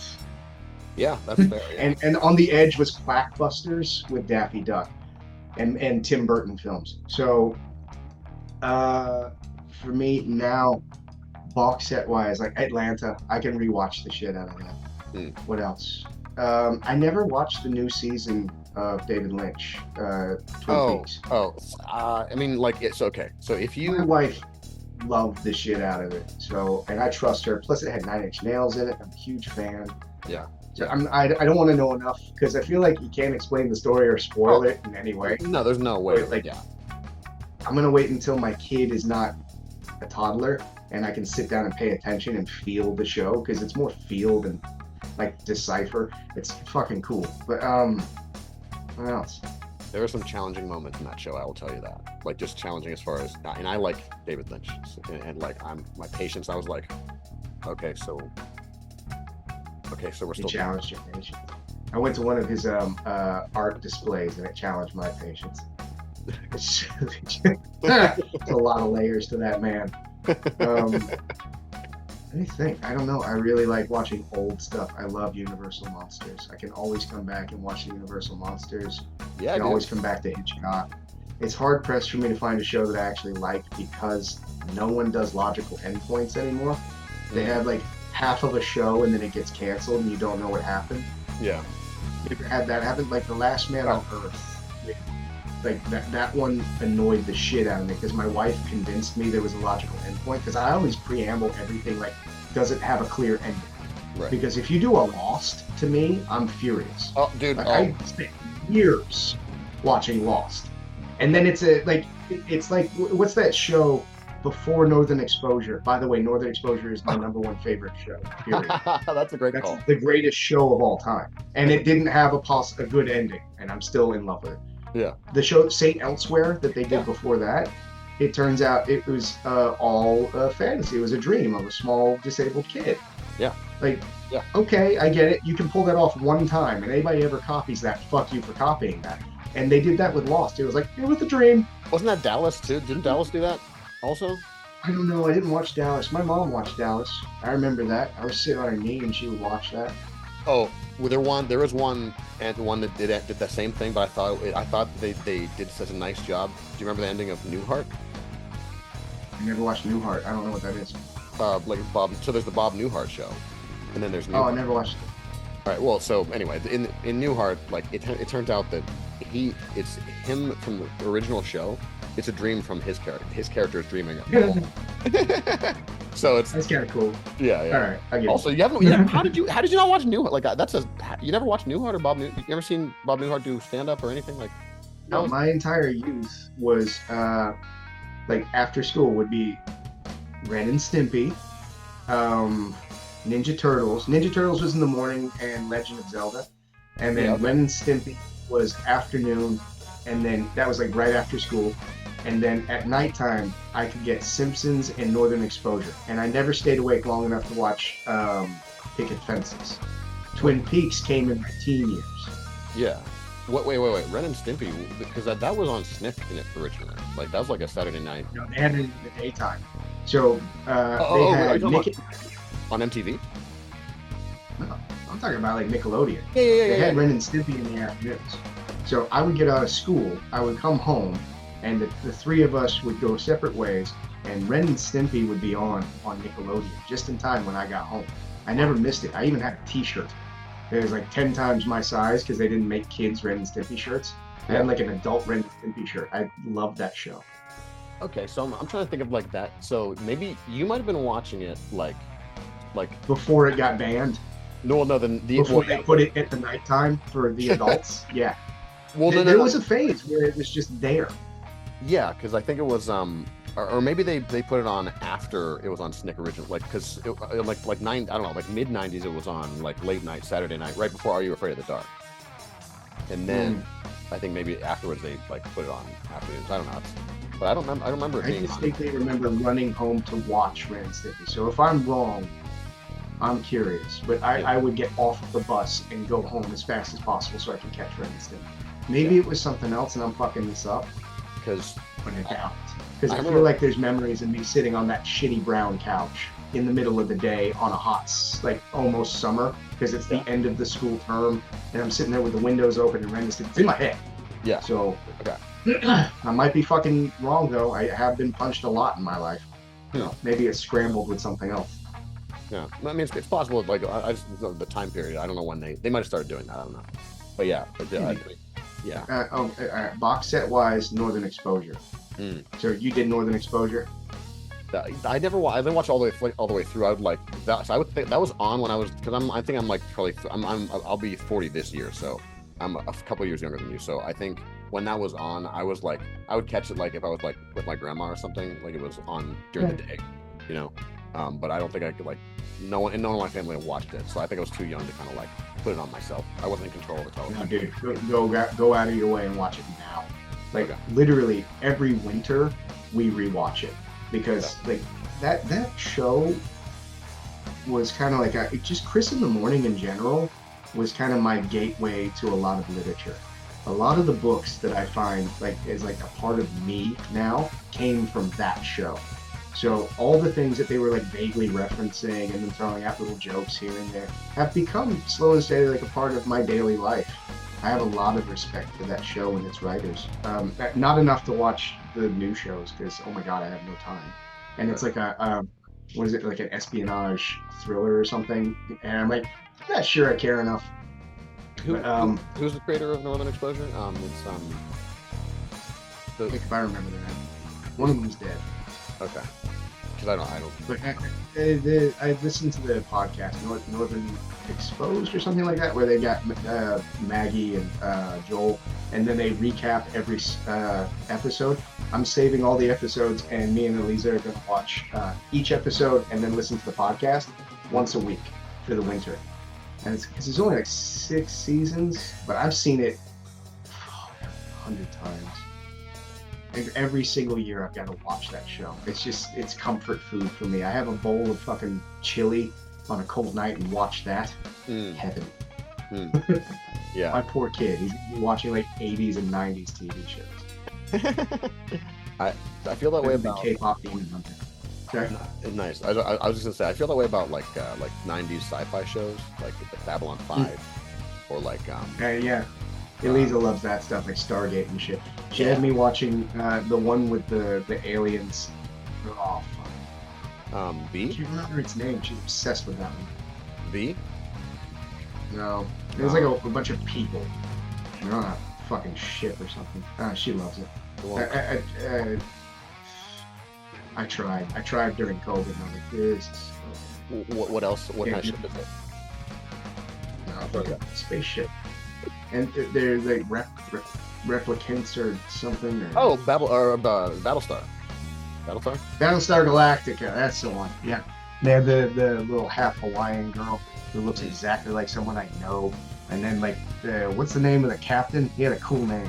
Oh, hell yeah, Edward James Olmos. Yeah. What's his name in the show? It's Adama. That's it. Yeah. And then the angry blonde woman. I Oh. remember all of that. Her so this is great. Her on her YouTube channel, apparently she has never watched that show. Like she never watched it. So she's like watching it with her husband, like they're watching it together on her YouTube channel. Oh, that's so cool. Oh man, I should tell Lisa. She would love that. Yeah. It's like I've never watched The Suitcase. They always give me shit about my products. Like, have you not watched it? I was like, I am that. Why would I watch it? No, I'm good. Yeah. I can see why she would never have watched it. Yeah. She probably filmed it. I was like, I was there. I know what happened. That guy's an alien. No. I'll go back and I'll rewatch my shit eventually like that. Oh, yeah, So- no, this is talking about TV shows. if you want a really good like a really and it just won a bunch of awards. If you haven't already watched Andor, it is like legit. It's Tony Gilroy. You know, he's done like the Bourne movies and like Beirut and like a bunch of like actual like actionish movies, but like ones that have substance. Oh, Michael Clayton. Did you see that with Clooney? Anyway, watch Andor. It's a Star Wars show, but Okay. it is not like this is the only show that has ever understood the assignment. It's about like how to start a rebellion and like the realities of like just like like fascism. It's mind-bogglingly good. I've watched hours of people talking about it. What was the Boba Fett one? I enjoyed it. Oh, that was fine. Like this is this is none of that. Like this is that's fine. But there's none, and I like Star Wars. Like I like the other stuff I fucking hate. Yeah. So I literally like the first 3 movies on VHS before they started fucking with it. Yes. And then the Mandalorian, I liked it because it was basically a samurai film. I enjoyed it. Yeah. Oh, you'll Pedro Pascal. Oh, man, how do you not love that? Of course. If you wanted to watch a samurai movie, there's an edit. It's called The Blackened Mantle. It's someone took episode 3, which those movies or whatever, but like they took that black and white, all in Japanese subtitles. Black Mantle. All right, if you want to see one of the greatest samurai films of all time, watch Willy's Wonderland. I've been recommended it. I haven't watched it yet. I need to watch that. I haven't gotten. That is one of the greatest samurai films ever put to celluloid. It's okay. And only Akira Kurosawa fans are going to understand the idea of this silent badass wandering into town, murdering everything, and then wandering out. Okay. There's something so good about it, and just seeing Nicolas Cage be Nicolas Cage. Okay. God bless them. I'll rewatch the shit out of that. Okay. Yeah. No one's ever described it as a samurai movie before, so I'm glad you said that. So I'll put it on my priority list. Literally, go watch Yojimbo and then watch that, and tell me. Just tell me it's not a samurai film. Oh yeah. God damn, man. It's too good to miss. I'll recommend that movie for the rest of my life. My wife hates it. Okay. She hates it. You know it's good. It's like Terrifier. That's how good it is. Okay. All right. Terrifier is not lying. Terrifier is Terrifier. Done. Like, I get it. Number 3 was okay. Cool. Number 2 was okay. That first Terrifier and that first mini short film before that was like one big fuck you to the world. And I love it. Something about that movie. I was like, it's the difference between going to see Midsummer, where it's like 3 hours of girl almost crying. Yeah. Or I went and saw a horror film. There's a difference. He sawed her in half. Like, dude, that's intense. So I have a huge respect. See, there you go. There's that balance thing. I respect Midsummer, but oh my God, Terrifier. Like I respect the curly Jeffs back to Jiu-Jitsu, but oh my God, sticky hands. Like I would much prefer to use you against you because I'm not an athlete. So full circle. I did good. What else you got? Oh man, so I was gonna say you were talking about horror movies, like we used to talking about sawing somebody in half. It just reminded me of that scene in The Audition. Do you know what I'm talking about? The Audition. Okay, so if you don't immediately know what I'm talking, I'm not gonna describe to you. It's a film. It's a Japanese film. It is. Oh, that's why I haven't seen it. I don't do J horror. Okay. Well, but there's one. If you watch it though. Yeah, there's something that happens in there where it will never leave my brain. Like it will never leave my brain. It is truly just grisly. I've heard some really good things. I've got a thing with subtitles. It pisses me off. Yeah. So you got pseudo snobs that like, how dare you not watch foreign films? Like, yeah, I love foreign films, but I also love reading books. If I wanted to read a book, I'd read a book. I can't look at how visually stunning a film is while I'm reading the film. It just doesn't click in my head. I'm sorry. I'll go out of my way if it's a special film, but I never really got into it. I'm not sure if this movie, if you're not into subtitles, I'm not sure if it's worth like all your stress that you require to like get to the part what I'm talking about. A lot of stress.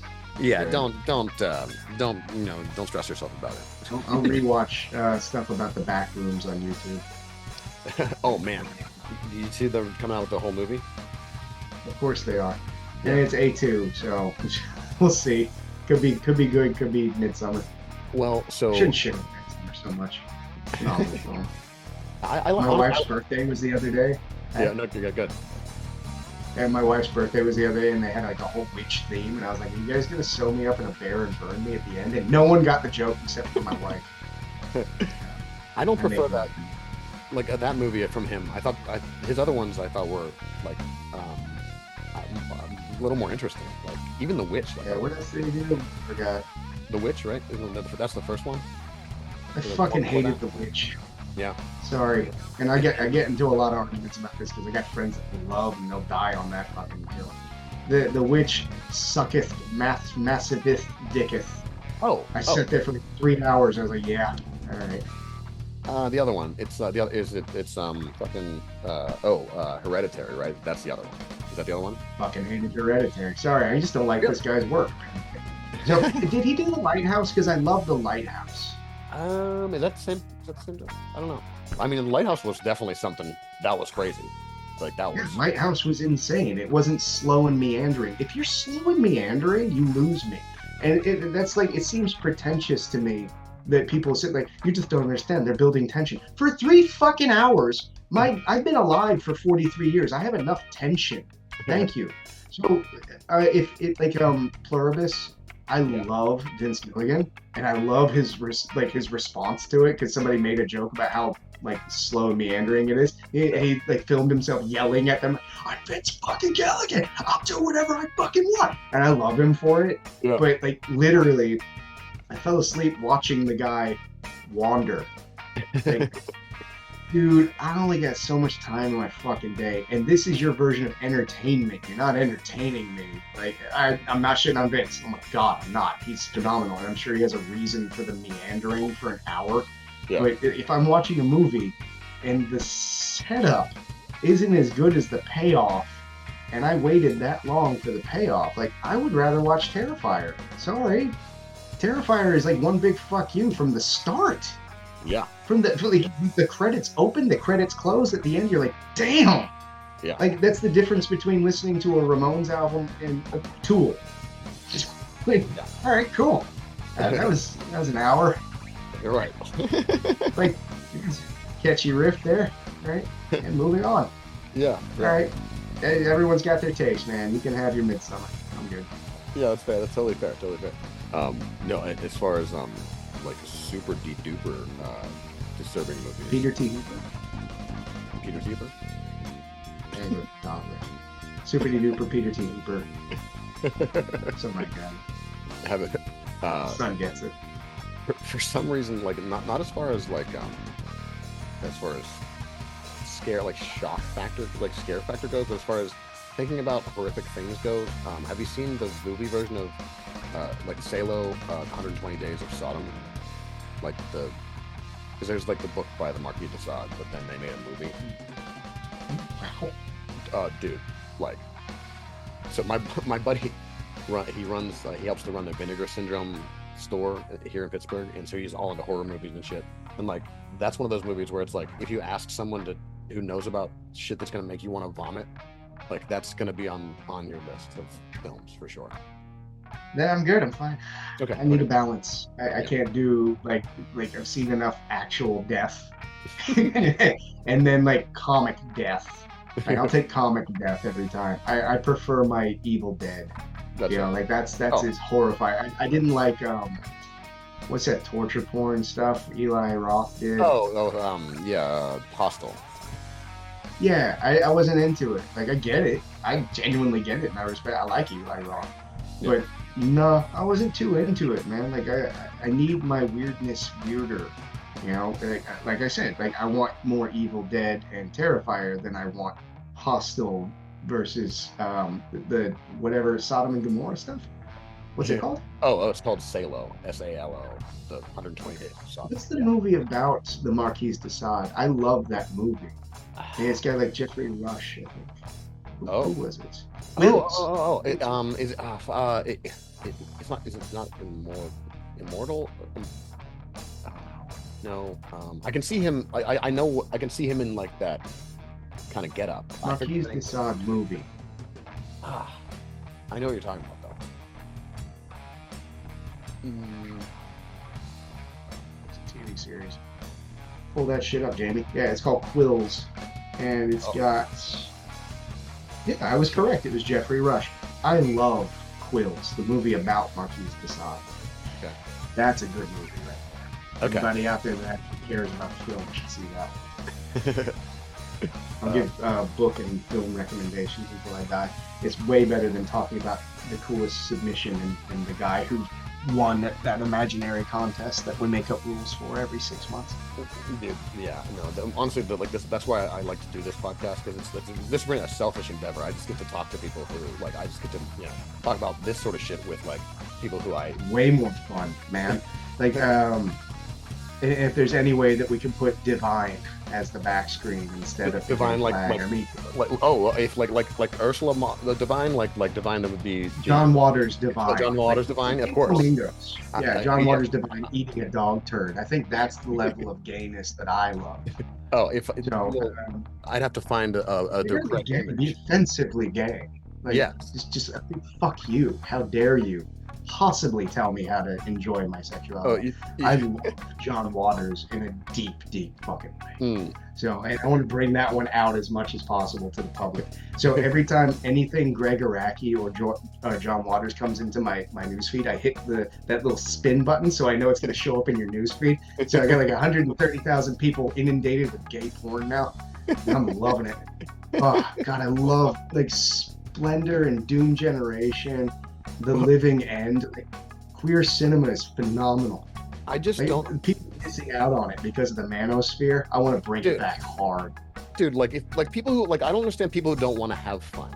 It's like if you want to have fun, like this, like all the whole community. It's like what more fun community? Like there aren't a lot more fun communities than the gay community. So I don't know what.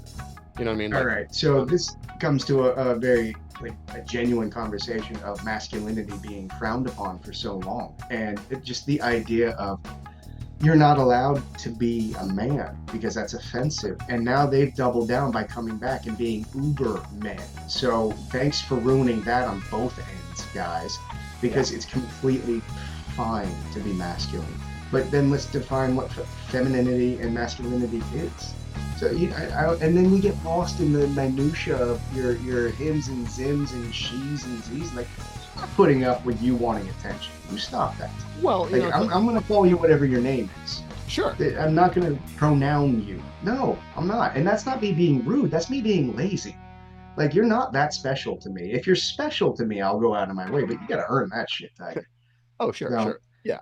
I feel like unless we're like in some kind of situation where it's like, you have, if someone has like specifically in their whatever their profile or on their Zoom call or whatever, professional setting, and they ask like directly, like, please refer to me. It's like the same as asking someone's name. It's like, if you say your name is Chris, I'm not gonna be like, well, I'm gonna call you John anyway. It's like, okay, well, if someone asks me to say something, call them whatever, it's like, I'll call you whatever you ask me to call you. And like, you know, and like you said, it's, if I make a mistake or forget, I will probably apologize because if you said, you know, that's totally fine. But yeah, it's like jumping on. I'm probably not going to apologize. It's a level of sincerity on my part where, like, if I've taken the time to learn your name, like, I'll do a Dr. Cox to you. Like, shut up, Maggie. I don't care. Like, until you're part of this nightmare that I have to deal with every day, there's no reason for me to think that you're more special than you are. Like, okay, great, good for you. I'm happy for you and that you're happy about yourself, but I don't need to be dragged into it. I have a student that said that she was a him. I was like, yeah, you are. That's as far as that has to go for me. I'm proud of you. I love you. You're my friend. Like, this doesn't have to be like a thing where I care. I really don't. Yeah. You know, like, all of my gay friends don't go around going, hey, did you know I'm gay? Like, no, it's pretty clear. Right. Yeah, you're pretty fucking gay. Like, I love you. Doesn't matter. So speaking of Dr. Cox, have you watched any of the new Scrubs? No, I didn't finish the original. So when I broke my spine, I had nothing to do, so I watched Scrubs, and that was awesome. And then when I started walking again, I didn't have time to finish Scrubs. Okay. So it's hilarious, and it's stuck in my brain forever because it was like all day, every day. Because I worked at a video store, and like at the time, I just got free videos. So boom, it's in the VHS tape, and it's in the DVD player. I think it's DVD player. I get to watch one after another on repeat on drugs. Like, you take a bunch of oxycodone and watch that shit. Holy shit, man. So, but no, I got to get around to coming back to it because I really loved and appreciated that show. I thought it was better than a lot of people thought it was. But I feel like it's got a great following. A lot of people enjoyed it because a lot of people are kind of coming back on its back. I'm really happy, so I'll come back to it. Yeah. The writers ended up doing like Cougar Town, and that show is hilarious. Yes, and so if you liked Cougar Town, every time someone mentions Cougar Town, I say if you like that, you should watch The Unicorn. Do you know what I'm talking with Walton Goggins? So it's basically the same show. Basically the same show. Walton Goggins they call him a unicorn because he was in a loving, like, married relationship with a kid, but his wife died through no fault of his own. He's a single man who was already in like this. So all the women around, they're like, oh, wait, that guy's single now? So it's the same exact, it's the same idea, but it's like him and like him being like unreasonably handsome for like who he is and like his position. Like it's great. If you like Cougar Town, you'll like that. I'm in. Yeah, like, I'm a big like that kind of humor, like Dan Harmon, Community, Cougar Town, that kind of stuff. Like, I like that. Yeah. I like, but I also like the lowest common denominator, Ren and Stimpy. So the highest pretending that I'm smart denominator. So I'll check that out. The Blackened Mantle, the Unicorn of Walton Goggins, and Andor. I'm in. I'll check all of those out. Yeah. Meanwhile, like, as long as we're naming stuff, what is it that I was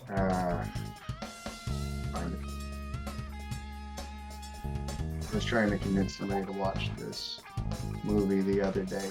Serial Mom. Serial Mom is phenomenal. And what's the one with A Dirty Shame?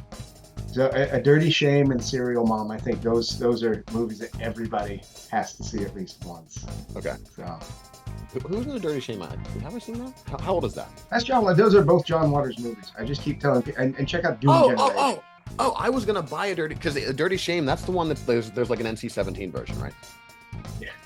Okay, yeah. I was got Johnny Knoxville and Chris Isaac in it. Yeah. And it's got what's her name? And they give her giant fake boobs in this. Yeah, it's what's her name? Yeah, I was gonna buy. I was on eBay looking. Like, I was trying to find the actual, like, the real version. Selma Blair.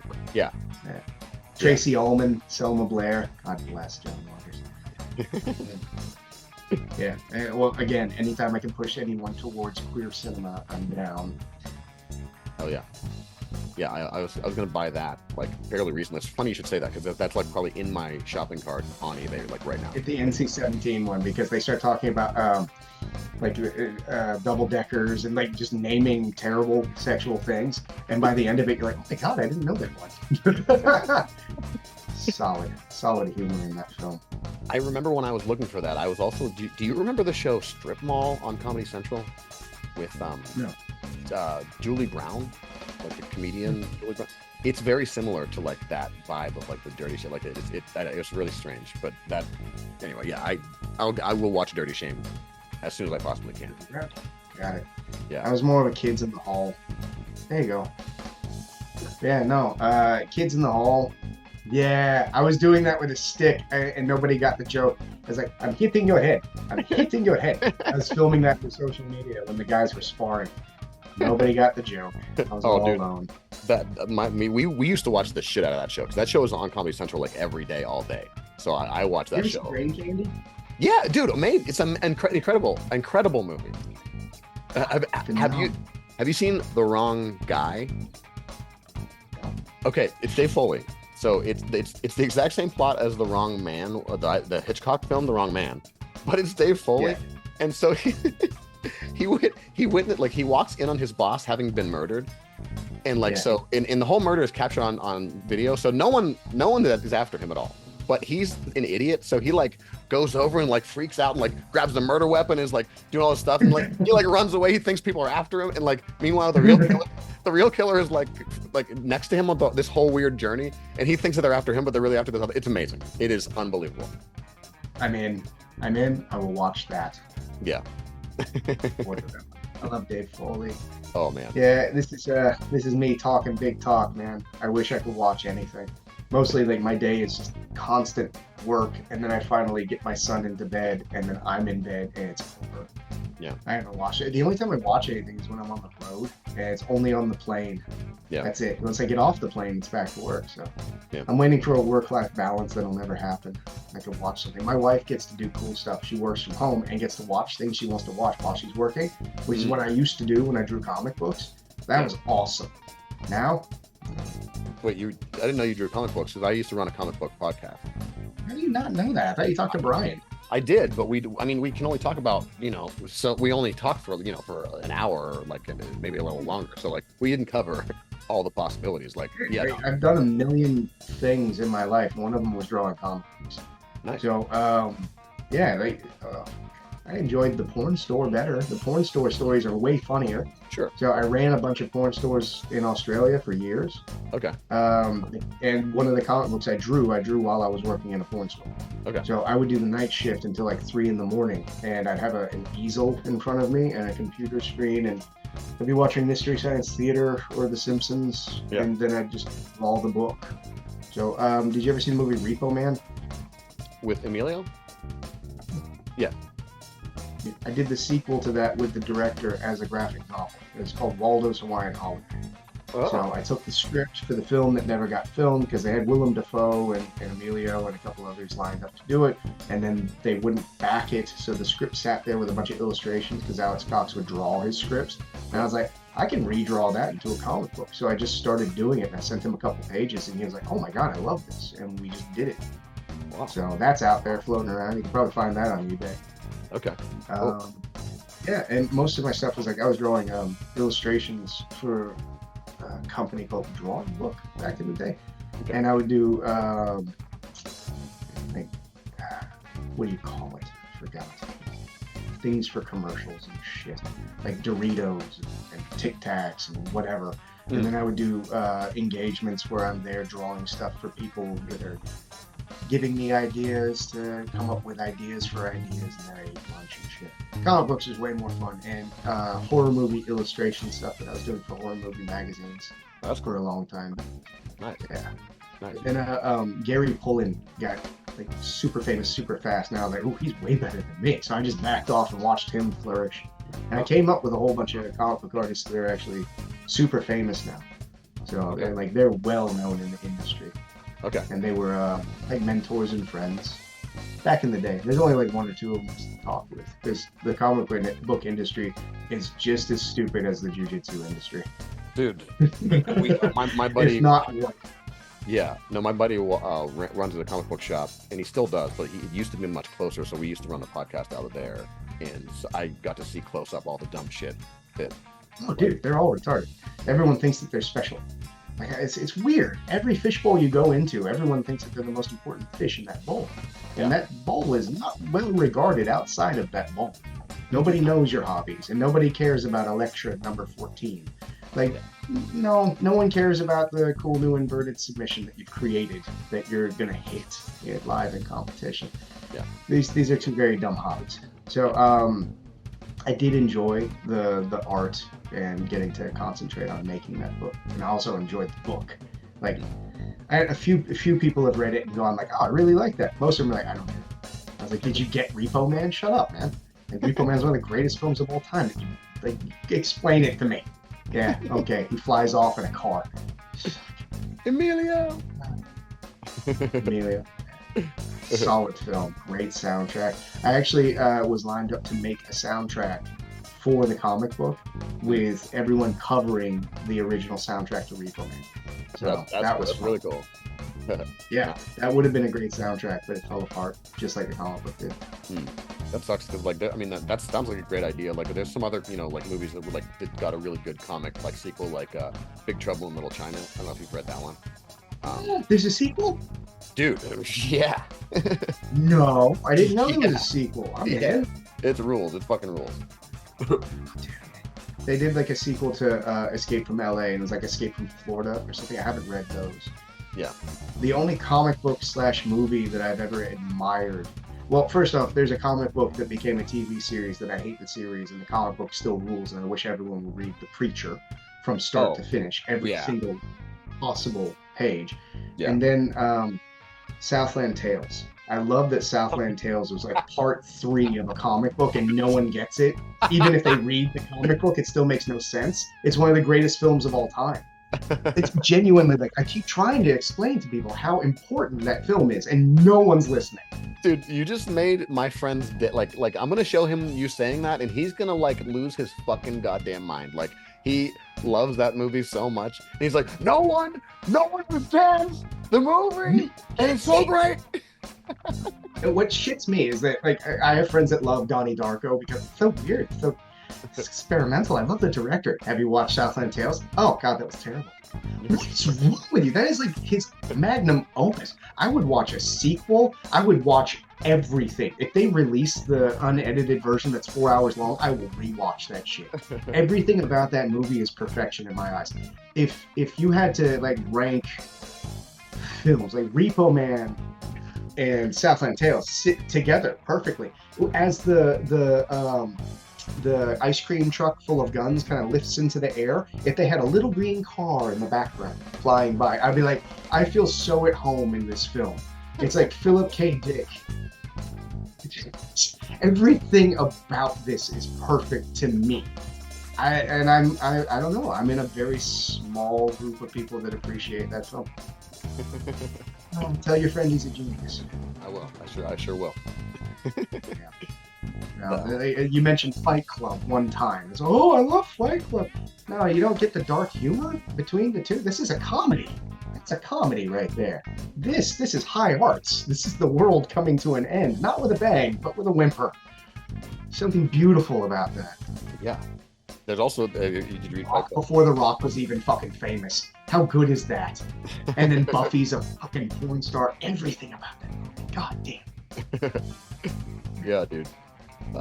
I'm just so that's so strange that, like, of all the movies, like, because it wasn't that long ago where he went on this rant about that movie, and I was like, I remember seeing it, but like I remember it being like, I don't know if I understood what that was. Dude, I have 2 movies on my iPad for travel that I know I can watch and feel comforted. I've got War Inc. Whoa, dude! What? Okay, nobody knows that movie. That, like, the fucking scorpion. Well aware. Nobody has that scorpion. Like, yeah, dude. Thank you, dude. If you put that movie on, I can just quote it back to front. That is, like, I've never felt more connected to a character in my life. So, like, just Grosse Point Blank and War Inc. is like, every time I go back to Atlanta, what do you do for a living? Fall downstairs. Like, it's hard to explain that I work with the military. You know, like, it's a weird job. You know, and it resonates and it feels right when I'm watching it. Like, it's like it's a samurai film, but with ennui. You're like, you just constant regrets and sadness and like moral grayness. It's something resonates really well with me. The same as Southland Tales. Mhm. If I had to describe myself between two films, it would be War Inc. and Southland Tales. Okay. That's very No, meet Pink Flamingos. Okay. I think Or Doom Generation, probably. That was the heterosexual film by Gregor Acker. Yeah, I think that's a good descriptor of that's I don't know how to describe that, the confluence of those things, but I understand. The irony of Joe Strummer doing the soundtrack for both films while I'm wearing a Clash t-shirt. Super dork. It's like PCU, don't be that guy. Okay, that is the greatest college film that there is. That film. I say that shit all the time. Don't be like, I say that shit. So many quotes from that movie all the time. The movie was ahead of its time, and it's still ahead of its time. When you got people complaining about political correctness into the void, so that they can, what's the term? There's okay. So the different groups or the different at the college you're talking about? Oh God, no! Just people in general that are kind of presenting to you how good they are. Oh, there's a term. It's performative anger. So if I say the word retarded, I mean slow. Like that's a musical term. And then people is like, how dare you make fun of disabled people? I was like, I didn't. I made fun of dumb people that are slow. You chose to make that word mean that. And this is me arguing about swearing on the internet because I always come back 1,000 times on this one, because when I started becoming the internet idiot, people would comment like, oh man, you would reach such a bitter audience if you would stop swearing. Like, well, if I stop swearing, I'm not being me because I swear. Yeah. I'll try and swear less, but the second you try and tell me to do something, I'm gonna do the opposite because that's kind of me. It's just the way I am. It's built in, and I'm sorry. I'm recalcitrant, and I'm working on it. Therapy. Yeah. So having someone tell me that you're going to be able to lie about being yourself to get more people to pay attention to you sounds dirty to me.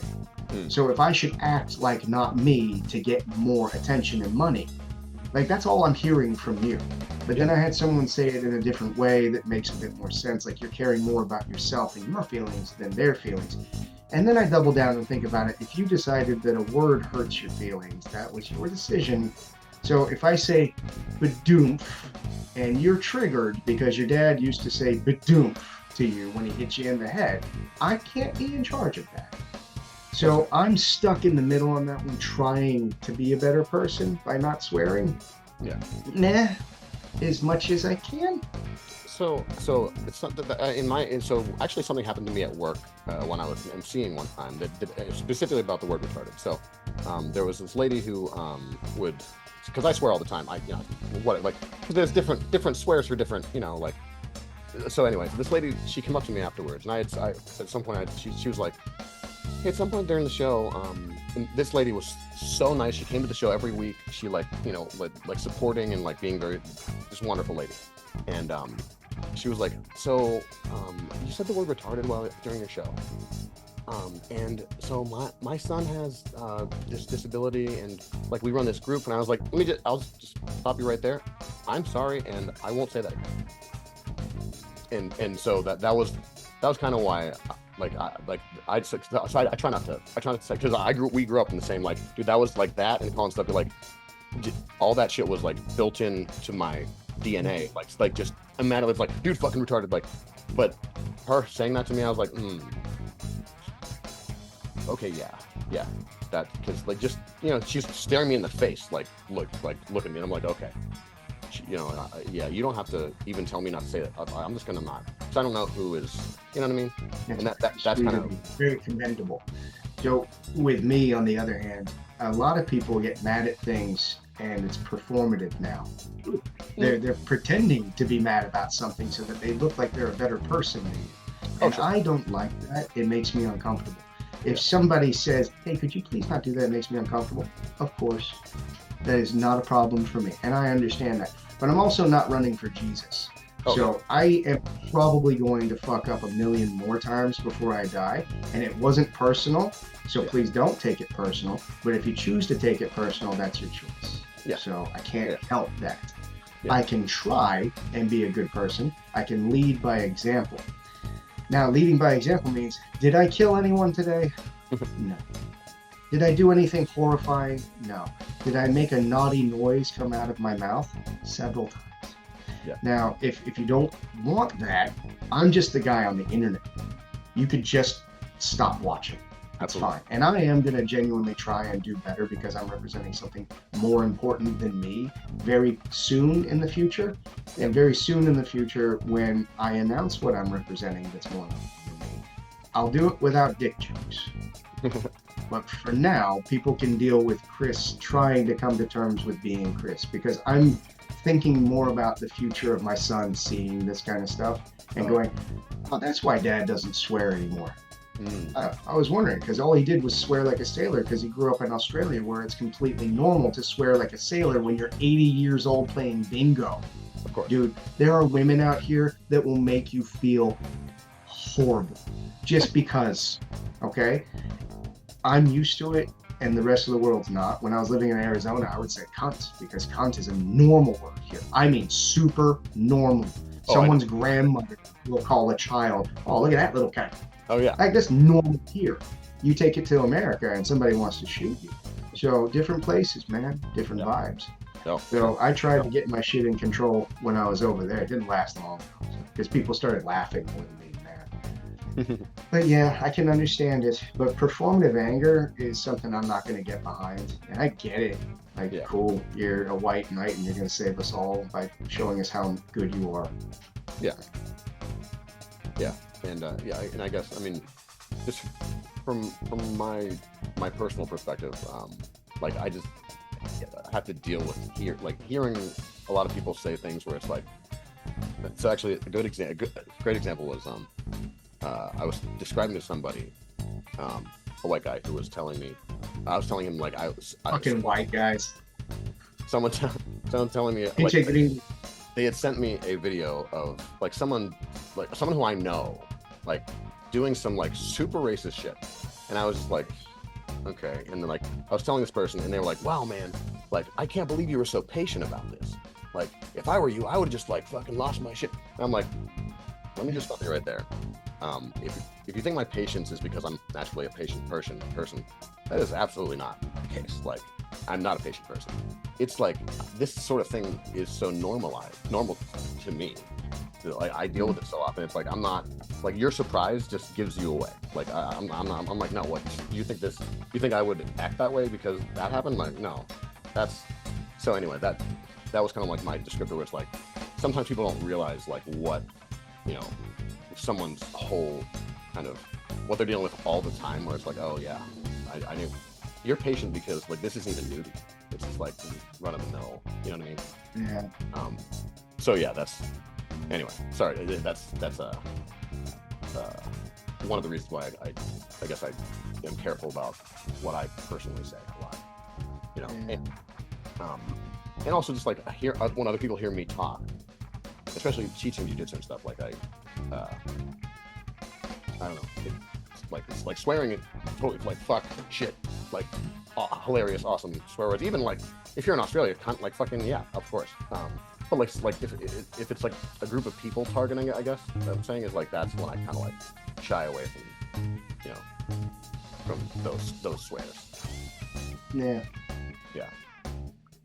Anyway, but so we can. I don't want to end, but I feel like that's like a downer note to like end our podcast on. I'm like, what do you what's the Way rest? to go, man!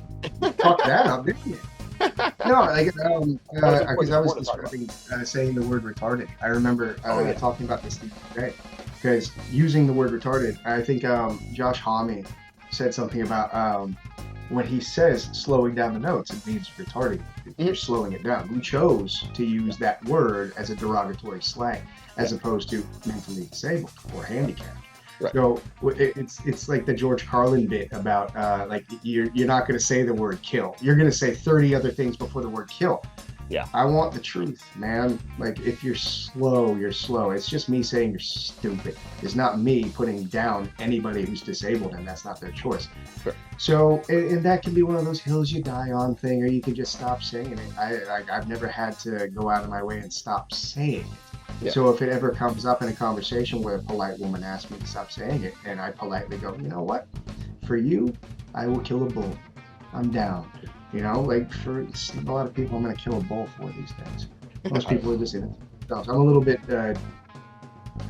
disheartened, disenfranchised by a lot of this social media nonsense. Yeah. So it's mostly performative anger, people desperate for attention and saying, look at me, I'm a good person. And that's cool, man. Like, I'm not being a bad person. I'm trying to be a good person and help other people. If I disagree on what a word means compared to another person, that's a normal disagreement. That's like saying ecological jujitsu is positional sparring. Sorry. Okay. If that upsets somebody, that's their choice to be upset because it's positional sparring with parameters. We all do it. Just because you use bigger words doesn't make you special. All right. So your performative anger, you can take that and shove it squarely up your juxtaposition of your power line into your, I don't know, man, power kimura. Dude, I'm laughing so hard because like with all due respect to everyone who we're discussing, like I've had, in fact, I think me and Eli and I were laughing on a previous podcast. You can look at us laughing about this, about what you were just describing. Like the idea of the ecological thing being like, okay, this is a very simple way of doing this, of learning this. However, the concept of it being simple is being completely destroyed by these massive words that you use every fucking other word. Like, I don't understand a word, like any sentences you just said, sir. So, like... Did you ever hear that Henzo story? No. Somebody was, Henzo was teaching something, and somebody said, like, well, if they do that, can I invert into the Coyote Complex to take the double whammy clam jam to the Arabian Shindig? And, like, Henzo froze, and he was like, my friend, explain it for the stupid people. Jiu-jitsu is not just for the smart people. You can just make it dumb. Like, I love the way that's, I can't remember, I think I butchered that quote, but like, my man, calm down. I'm teaching you how to fight. You're not building an engine for a fighter jet.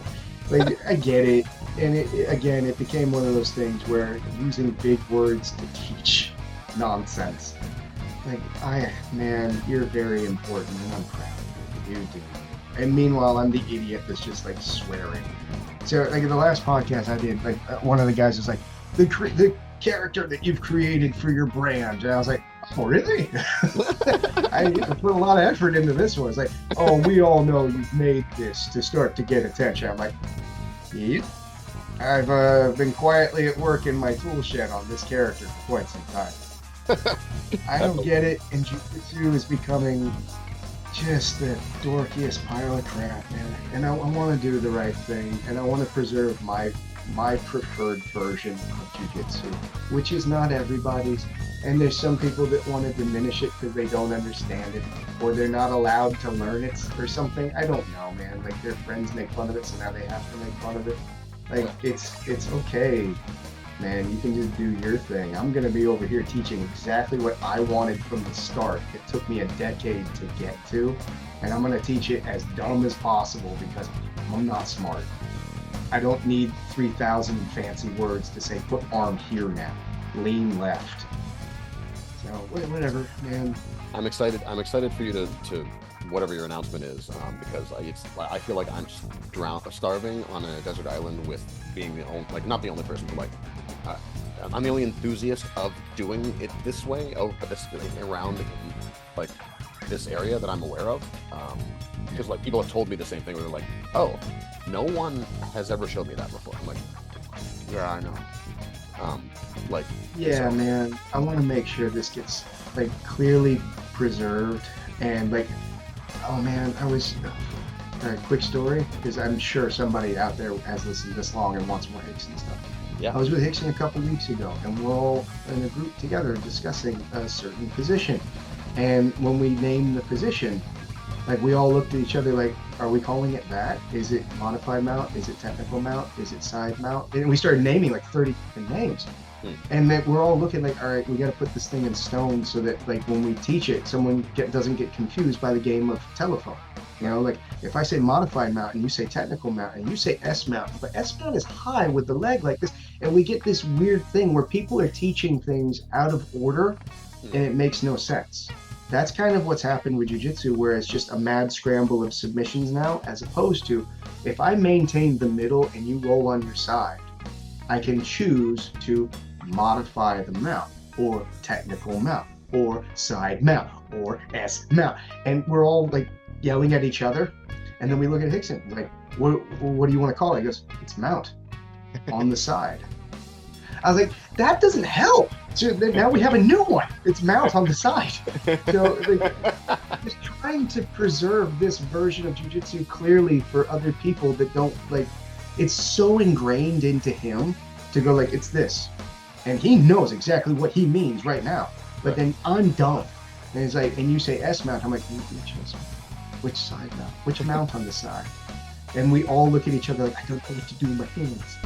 So I want to make sure that we make it as clear as possible and as available as possible to the rest of the world, so that when somebody goes, I've never seen that before, you don't hear that as much. It's like, oh yeah, that's how you do a forward roll. Yeah, no, that's how you do it. Like, oh no, but I learned how to do this from this guy. Like, yeah, but that one hurts you. This one doesn't hurt you, and there's the reason why you do it. This is how you do the forward roll. Okay, this is base. I'm not sure what you mean by base, but if I put my knees together and put my feet out like this, I have solid base. I don't think that's correct, sir. So I'm trying to be as polite about it as possible. Yeah. And 9 times out of 10, like, when I get a black belt that comes into the academy and does an armbar and they fall off of me, and I'm like, that's not how you do an armbar. Yeah, but I nail it all the time. Like, I know you nail it all the time, but you're fighting people that don't know they can just move their head and it doesn't work. You didn't tell them they can just move their head. You have to stop the head from moving to trap them. It just becomes this nonsense conversation of like, yeah, but I would just take your back. Like, I know you would. You're the greatest fighter that ever fought. Yeah.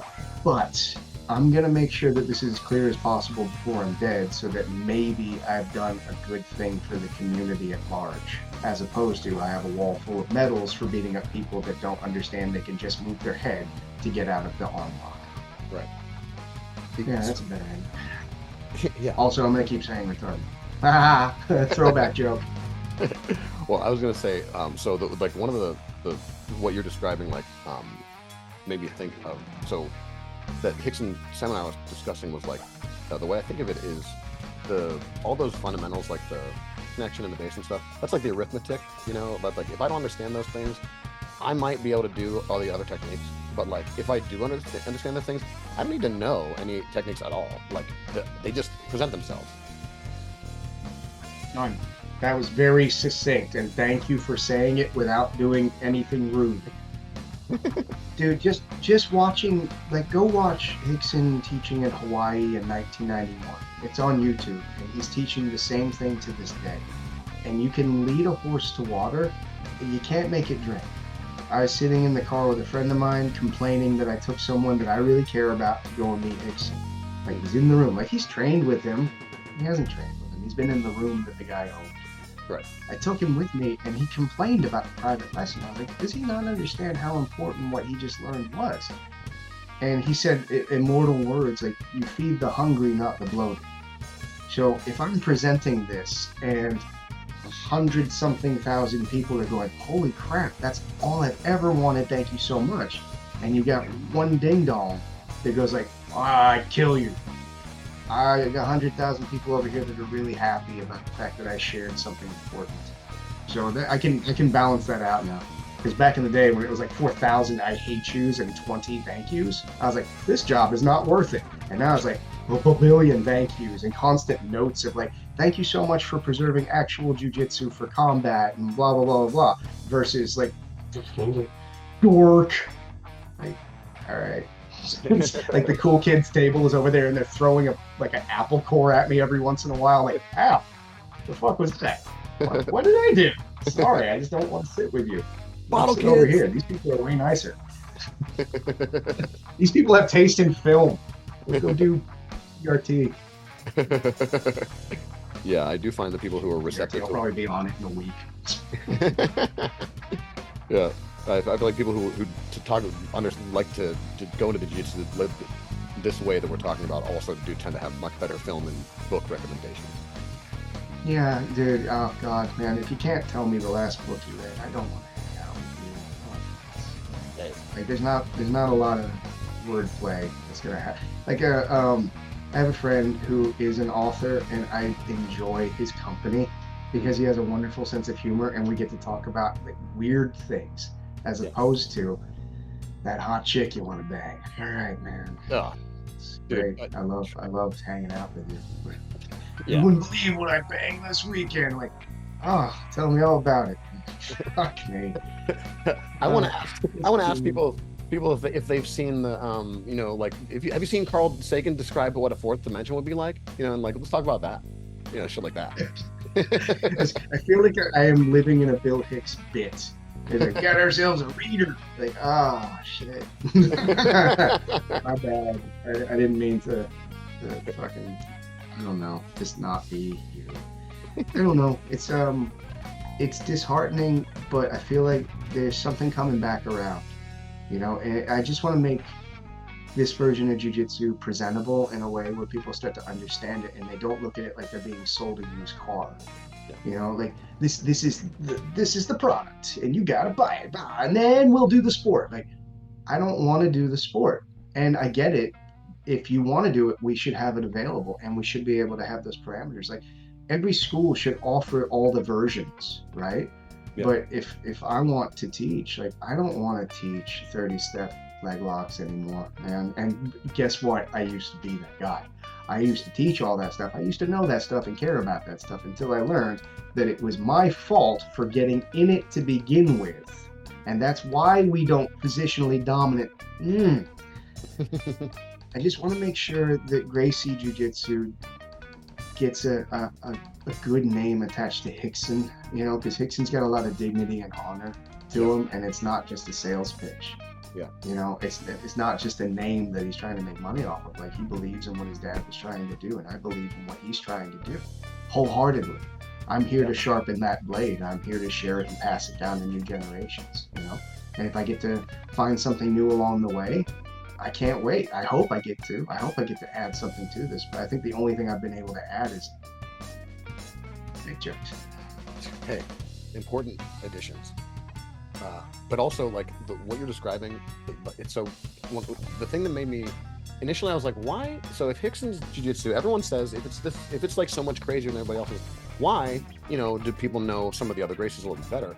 And then I was like, oh wait, that makes total fucking sense, because whenever all the other, like, the other Gracies' names, because like they spend a lot of time, advertising and marketing and doing all these selling things and stuff, making sure everybody knows. But it's like, what was Rickson doing? Jiu-jitsu. He was winning.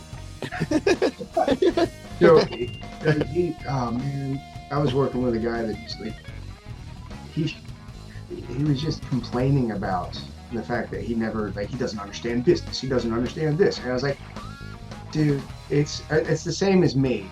I'm sorry, if you asked me to do my own taxes, I'm gonna say no, thank you. I'm gonna hire a CPA. Dude, if I want to learn jiu-jitsu, I'm going to learn it from the man who devoted his entire life and his passion to that thing. And what he found was not a narrow lane of like, these are the moves and this is how you do it, and you do push-ups and chin-ups to get stronger. No, he was out there with holes, and he was experimenting and learning and being open, like Jeet Kune Do, the idea of like, if it works, we keep it. If it doesn't work, we get rid of it. If there's a new version that works better than the old version, guess which one we're doing? This isn't like, he's just trying to sell you the Gracie Kool-Aid. Like, I need I don't know how. And me being on a podcast with a gay flag is probably not going to help me. But honestly, it helps me. I'm happy. But trying to share with the world that, no, this isn't Kool-Aid. I'm trying to show you the most efficient and effective answer within these parameters. If we were doing sport, I would tell you the most efficient and effective.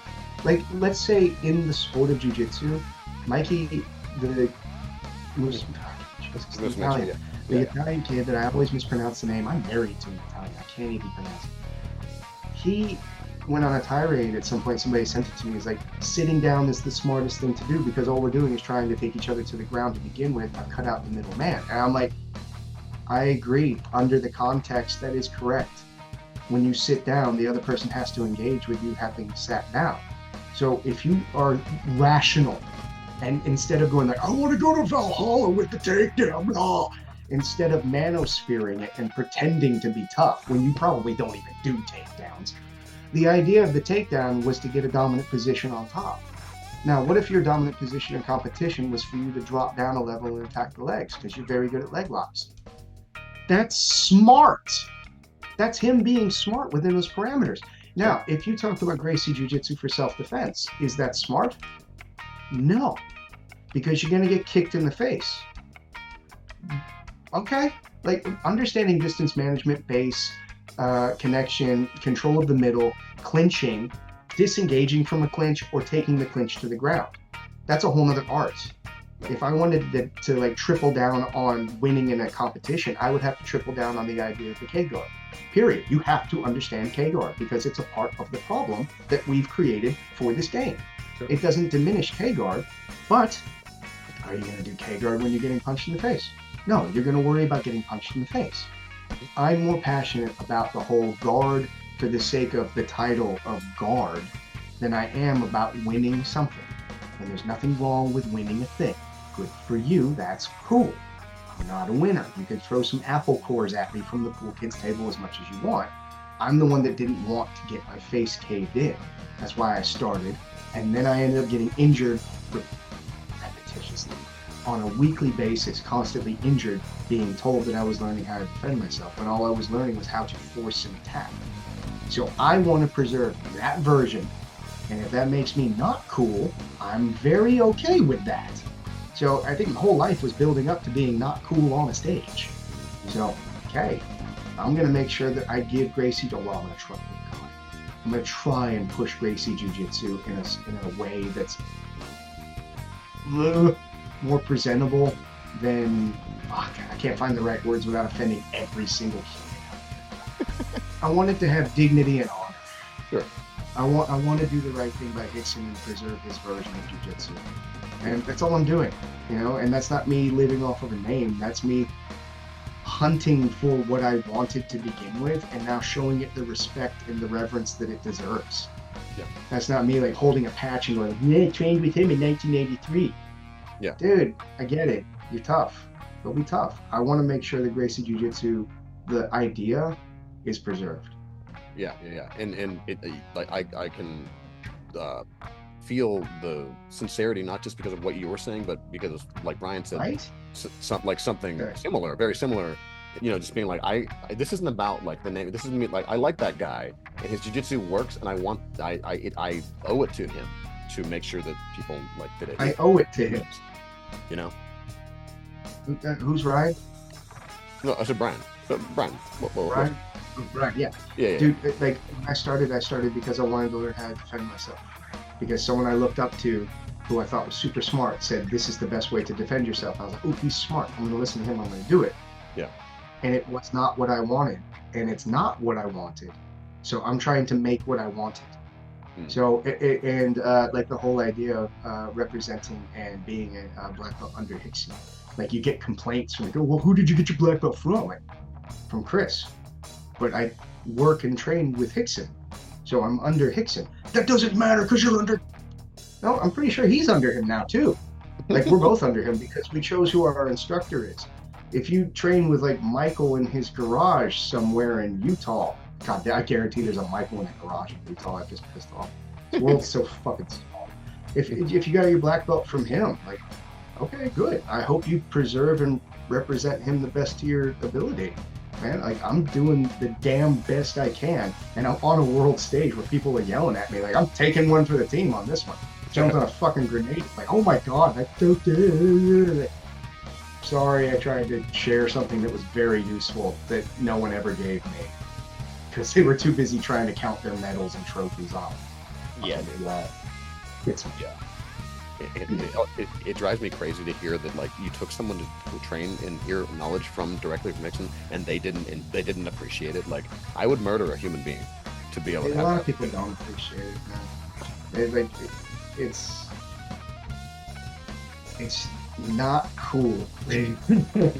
That's crazy. Give off a name and like throw up fucking sets and be like, yeah, I'm representing. Like, all right, man, you go represent. Why don't you teach that 12-year-old girl how to get out of a headlock?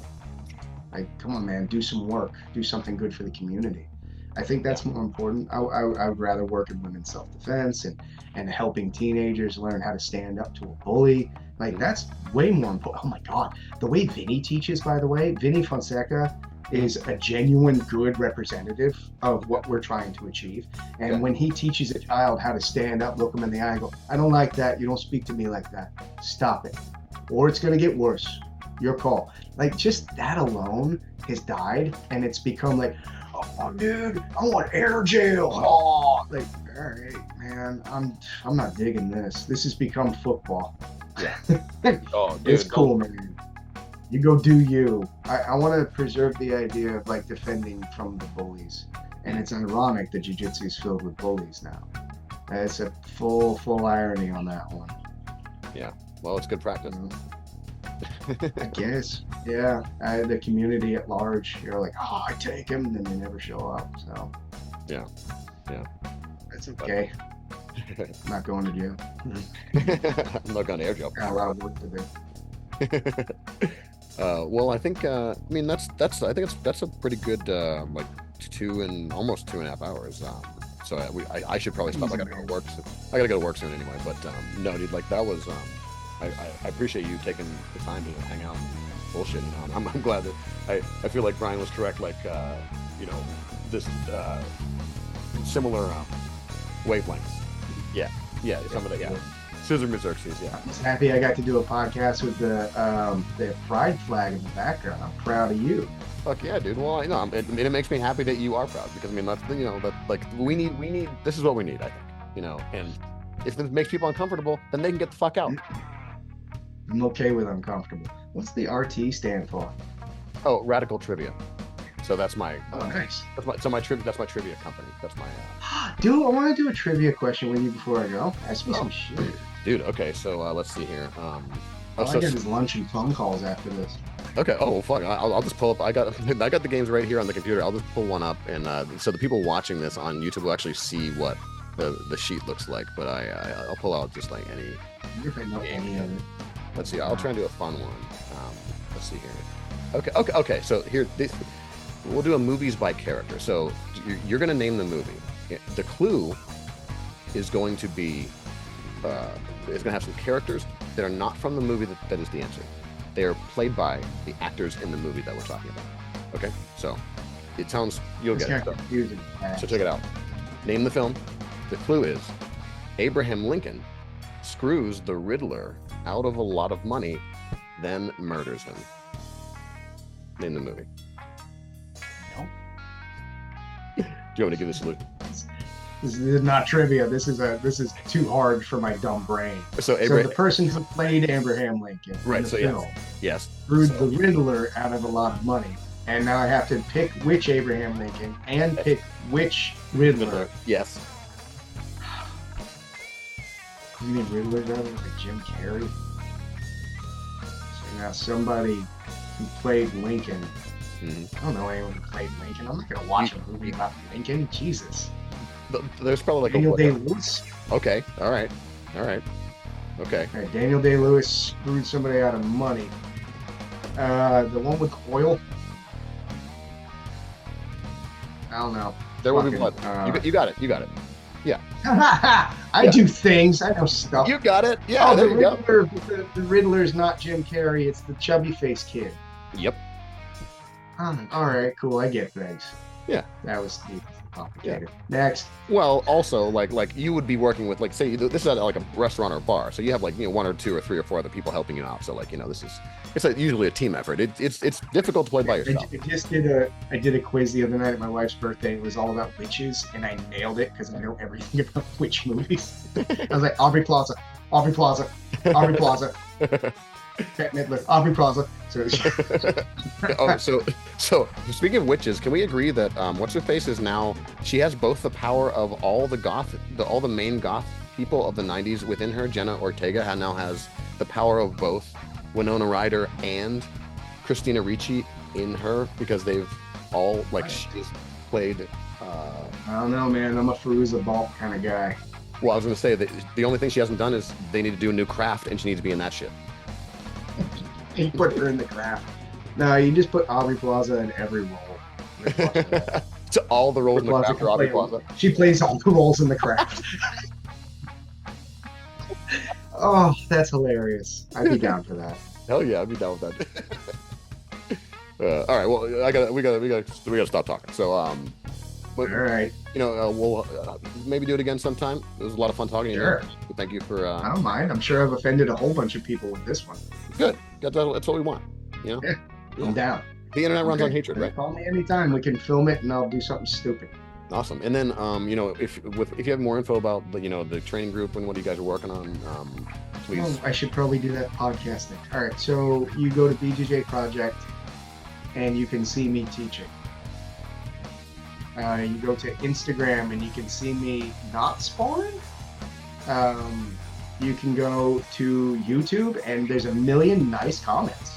There's always nice comments on YouTube. There's a Podia. There's 0 Point Podia, 0 Point Gracie Jiu-Jitsu Podia, and you can find a syllabus of stuff that is not released. And you can buy classes from me that have QR codes, and you can have an instructor's manual with it. Waldo's Hawaiian Holiday is on eBay, probably. I wouldn't give the money to the publisher. I don't like the publisher. Oh, eBay for everything. eBay for everything. I think it was like $400. Somebody sent me a thing. It's like $400 for one. I've got a box of them in the back. Just send me a message. Go to Hickson.academy before you go to anything. Period. So I will always and forever push that. Ooh, James Driscoll has a thing called School, SKOOL. If you look up James Driscoll. Scott Burr is in a yurt somewhere. I would go and train with Scott Burr. Okay. Look up Scott Enclave Jiu-Jitsu on Instagram, and you can find his stuff. Vini Fonseca is like the saint of all of us. Like I would do everything with him. Like he's better than all of us morally, honestly. Michael Casey does stuff somewhere. God, just the names that I'm dropping, look into them more than you look into me. Okay. Hickson.academy, Scott Burr, James Driscoll, Michael Casey, Vini Fonseca. God, and there's a billion more that I'll have to name after we make an announcement about all these things. Okay. So, cool. Yeah, I'm not a good salesman. BJJ Project are much better at selling stuff. Well, it's better to be good at jujitsu rather than selling jujitsu. Oh, I'm not good. I don't actually do jujitsu. I just film instructional. I've never rolled in my life. I wrote that one time. Like, why don't we see anything of you sparring? I was like, there's footage. All right, what was it? Somebody read it to me. I was like, well, there's no footage of me fucking your mom either, but we both know it happened. So like, there's so many levels to the shenanigans on the internet. Like, I started way back in the day when it was like a VHS recorder, like those little small ones that had the mini tapes in it. Oh, that's when I started. My God, now everything's like visual or nothing. Raw. So yeah, there's a million people out there that you should listen to other than me. And I will always push you towards them. Cool. Well, I appreciate the recommendations and your time, sir.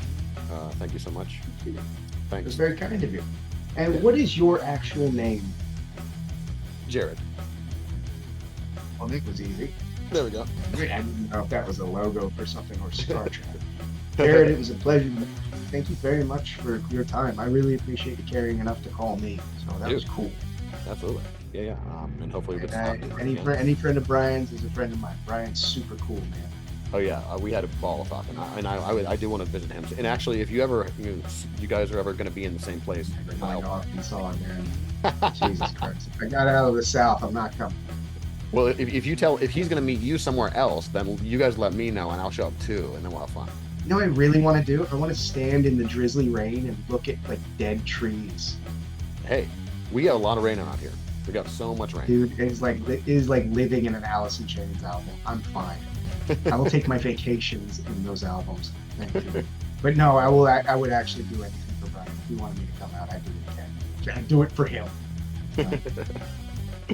All right. Well, it was a pleasure meeting you, Jared. I hope you have a wonderful evening wherever you are. I'm going to go to the beach and pretend the world's not on fire. Thank you. And yes, good luck with that. I'm going to go to work and swear at some people some more. Work, sir.